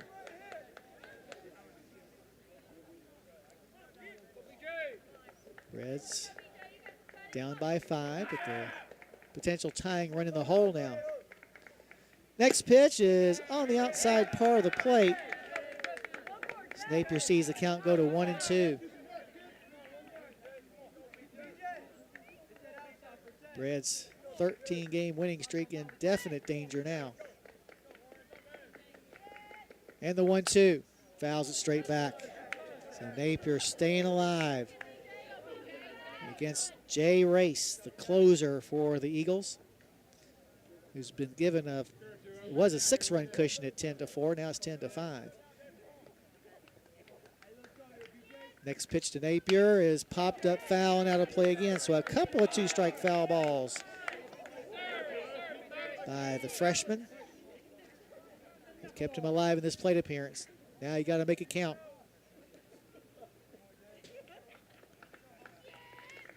Runner at first. Reynolds, and now the ball is taken for strike 3, and that'll be the ball game. Harrison County falls by a final score of 10-5 in 10 innings. Game that was a pitcher's duel for a while, and then the extra inning came, and it was all Eagles as they sent 6 consecutive batters to the plate. Reds see their overall record on the year drop to 25-3 as their 13-game winning streak comes to a close. Meanwhile, Scott improves to 13-9 on the year. here on senior night. We'll hope you'll stay tuned for our post-game show brought to you by Cynthiana Hardee's. We'll go over all the scoring and stats, have a chat with a member of the Harrison County coaching staff, as well as name our Judy Construction Company player of the game. All that coming up after this timeout. But once again, from here on the hilltop on senior night, your final score in 10 innings. Scott High School 10 and Harrison County 5. You've been listening to Thoroughbred Baseball on WCYN Sports. At Farm Credit Mid-America, we're here to make rural dreams a reality. Whether it's financing your farm, expanding your agribusiness, or building your country homes, we've been proudly supporting farmers and rural families for over a century. As a customer-owned cooperative, we don't just offer loans and insurance, we invest in your success. Call Michael Furnish at 859-254-2741 or visit fcma.com today. Farm Credit Mid-America, financing rural America's dreams. Congratulations. You're officially an agent. Sweet. I get one of those cool agent names, right? Like Viper or Shadow? Well, Wayne, we're thinking you go by Wayne? Oh, yeah. Wayne's fine too. With Kentucky Farm Bureau Insurance, there's an agent in every county who's involved in the community, which means you'll know your agent by name. In this case, Wayne. I got it. What about 006? Kentucky Farm Bureau Insurance. Big on commitment. Dreaming of the perfect home? Whether you're buying, selling, or just exploring your options, Palmer Hampton Realty is here to guide you every step of the way. Located in the heart of Cynthiana, we know this community like no one else. From charming historic homes to modern dream properties, we'll find the perfect fit for you. Call Doug Hampton today at 859-588-7120 and let's make your real estate dreams a reality. At Farm Credit Mid-America, we're here to make rural dreams a reality. Whether it's financing your farm, expanding your agribusiness, or building your country homes, we've been proudly supporting farmers and rural families for over a century. As a customer-owned cooperative, we don't just offer loans and insurance, we invest in your success. Call Michael Furnish at 859-254-2741 or visit fcma.com today. Farm Credit Mid-America, financing rural America's dreams. Kentucky Farm Bureau agents wear a lot of hats. They're coaches, volunteers, church members, neighbors, someone who's there when you need them, especially when you need them most. That may be a lot of hats, but they're all the perfect fit. Kentucky Farm Bureau, big on commitment. Dreaming of the perfect home? Whether you're buying, selling, or just exploring your options, Palmer Hampton Realty is here to guide you every step of the way. Located in the heart of Cynthiana, we know this community like no one else. From charming historic homes to modern dream properties, we'll find the perfect fit for you. Call Ronnie Brown today at 502-542-1984 and let's make your real estate dreams a reality. In Hinton Mills and save on gifts for mom, including hanging baskets, farm mom shirts and earrings, gardening supplies, birdhouses and feeders, and flower seed. You can also save on propane if you want to fire up the grill for a barbecue to celebrate mom. Come see us now through Mother's Day at Hinton Mills for these and other unique ways to say thanks to your mom. A musical moment.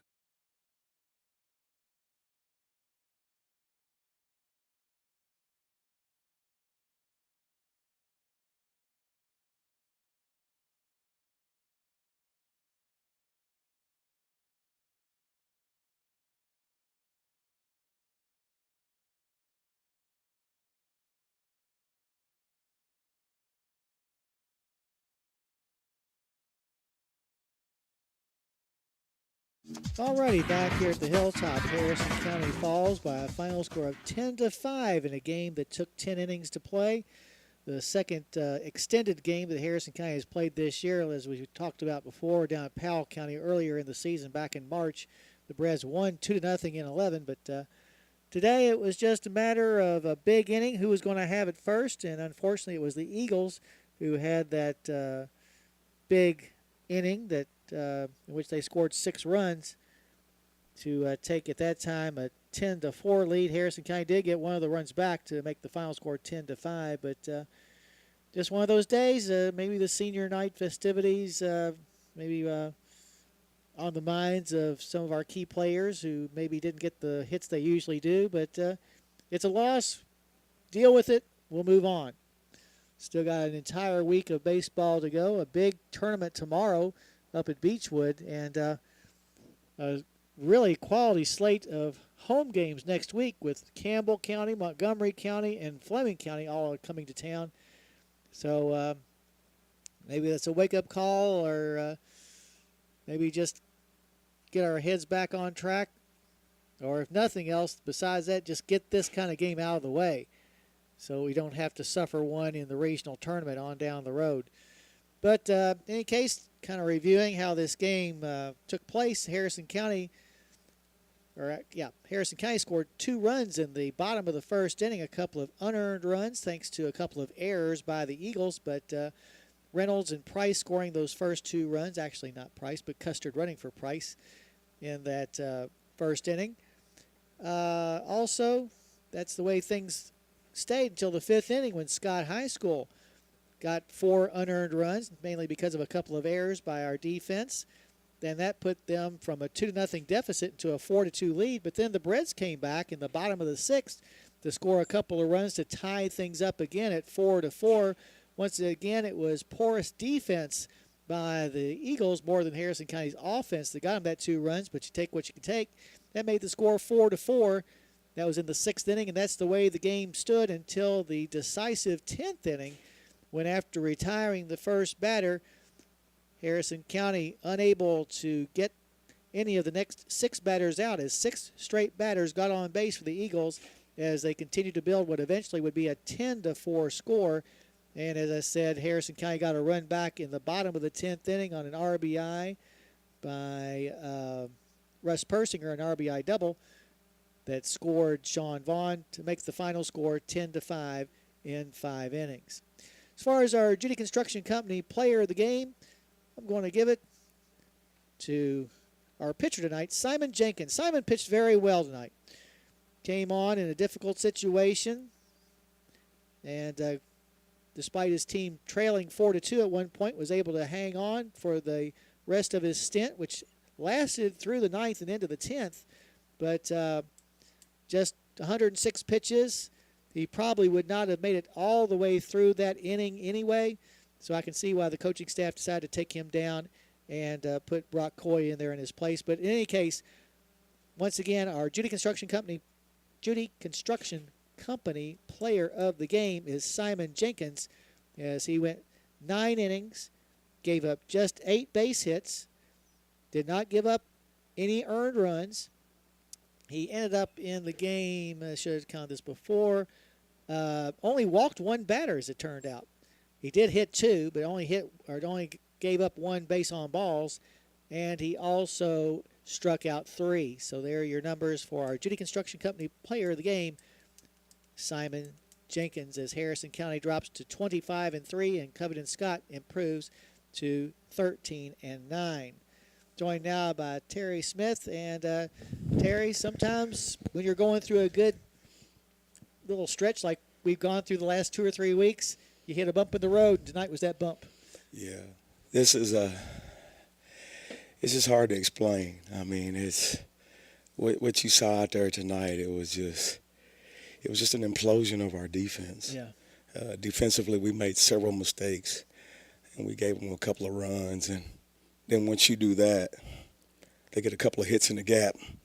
Now you're down by, instead of 1 run, you're down by 4 runs. Right. So it's just a tough lesson to learn that way, especially when you had opportunities to win the game. Yes. We had several opportunities to win the game. I mean, we've got bases loaded with nobody out, and we failed to push 1 across. And then we've got 2nd and 3rd with an out, and we get a couple of strikeouts, and that's just we just did not come through when we needed to come through, and they did. That's all you can say. You can tip your hat to Scott High. I mean, they executed things, and they got big hits when they needed to, and all you can do is tip your hat to those guys. Do you think that the fact that it was senior night had anything to do with our psyche maybe being a little bit off? No, I wouldn't go as far as to say that. I mean, it doesn't matter what night it is when you play for Harrison County. Like I've said earlier in the season when I've been on the radio, when you're playing for Harrison County, you don't have an off night. It don't matter if it's senior night. It don't matter if it's the president's night. You don't have a night off when you play for Harrison County. You've got to be ready to go every night, every pitch, every inning, every at bat. You've got to compete, and we didn't do that tonight. And my hat's off to Simon Jenkins. Oh yes, absolutely. Simon Jenkins threw a gem. He ran into some trouble there early in the earlier innings, but he kind of settled in and he found himself and he found his confidence. But I'm so proud of the way he competed out there on the mound for us tonight, and we couldn't ask no more of Simon. Yeah. I mean, he competed and he got us out of some tough situations. So, my hat's off to that kid. That kid threw a great game, and we didn't do anything to help him. Right. We didn't do anything to help him tonight. And the thing about Simon was that the last 2 or 3 innings he was in there, you could tell that he was starting to wear down a little bit. But then it's almost like he said, okay, I'm not going to get my fastball by him. I'm going to start working the corners, and he did that great. Yes, sir. He found a second win. And when he was able to throw the curve and the changeup for strikes, we kind of got him out in front. And Coach Harris did a great job of mixing up that combination of pitches for him. And he had him off balance, and he gave us a chance to win. That's all you can ask for your pitcher to do, is to give your offense a chance to win. And Simon Jenkins done that for us tonight. I'm extremely proud of that young man tonight. Got a couple of tough games tomorrow. Of course, play Beechwood, and then whoever we play second will be a strong team too. So no time to think about this one too much. We got to move on. Yeah, we got our work cut out for us for the final week of the season, and Beechwood's going to be a good contest for us tomorrow. And we just gotta swallow our pride here and get up in the morning, get on the bus.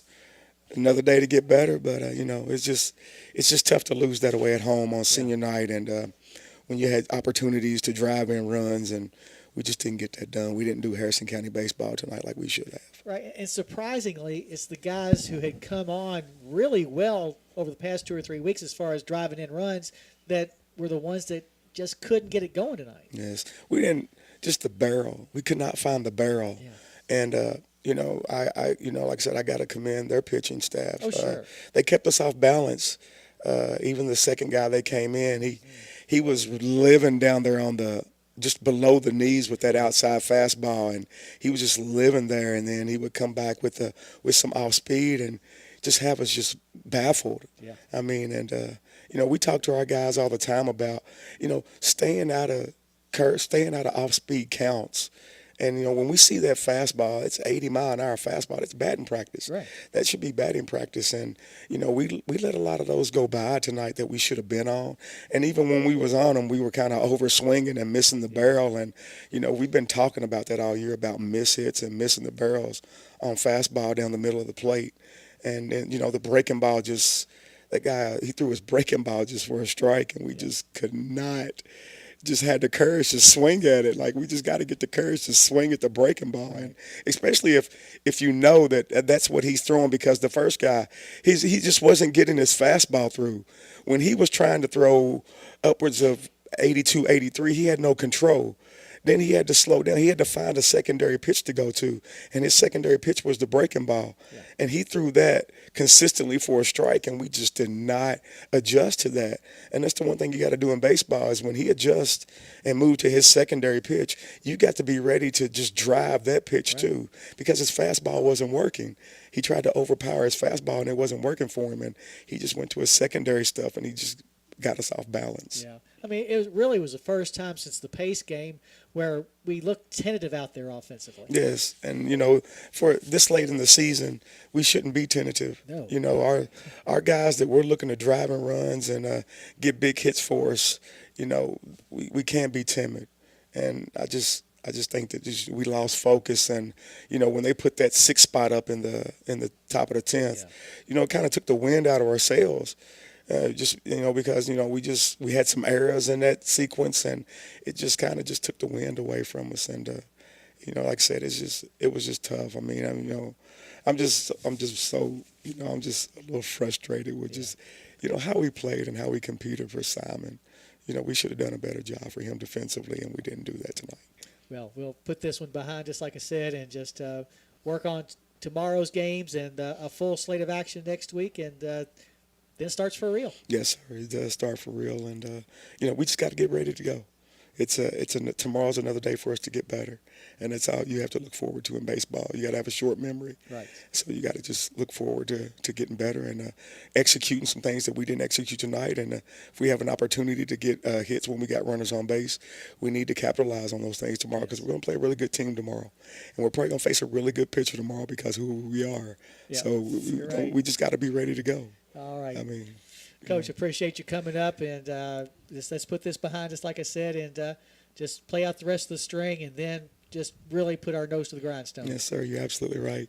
Thank you to WCYN once again. We love you. We appreciate what you do for Breads baseball and Philly softball, and the city of Cynthiana. We appreciate your support. We love you. Thank you. All right. Thanks a lot, Terry.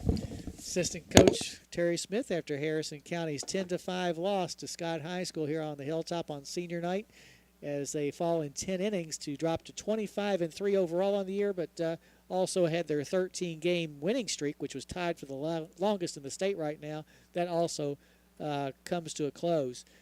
Once again, the statistical anomaly, or not anomaly, but the strange thing about this game, it was exactly 1 month ago that we lost to Pace. So it just is interesting. So anyway, I want to remind everyone once again that the Breads will play Beechwood tomorrow at 1 o'clock at the Beechwood, I forget the guy's name, somebody classic, the David Irie. Don't know who David Irie is. But anyways, the David Irie Classic, 11 o'clock in the morning. Ed Lewis will have all the action for you right here on WCYN. Then we'll return next week for the final week of the regular season. And once again, that schedule looks like this. On Monday, we'll host Campbell County, tough opponent, at 5:30 here on the Hilltop. On Tuesday, we'll go to Augusta and play at their kind of new field. It was new last year. We didn't get to play there. Now we will. On Wednesday, we'll take off. On Thursday, we'll play Montgomery County here on the Hilltop at 5:30. And then we'll finish up a week from tonight against the Fleming County Panthers. Also a game right here on the Hilltop at 5:30. So lots of chances for you to see the Thoroughbreds before the district tournament begins. And once again, Harrison County hosting that district tournament that will start a week from Monday. I want to thank my engineer back at the station, as Mike Davis says he does a great job as he always does. And as always, I want to thank all of our sponsors, because without their help, we would not be able to get Harrison County High School baseball on the air. So from the Hilltop at Mack Whitaker Field on senior night, your final score for the final time in 10 innings, Scott High School 10 and Harrison County 5. Good evening, everyone. On the ball, 1 strike to Walker Martinez.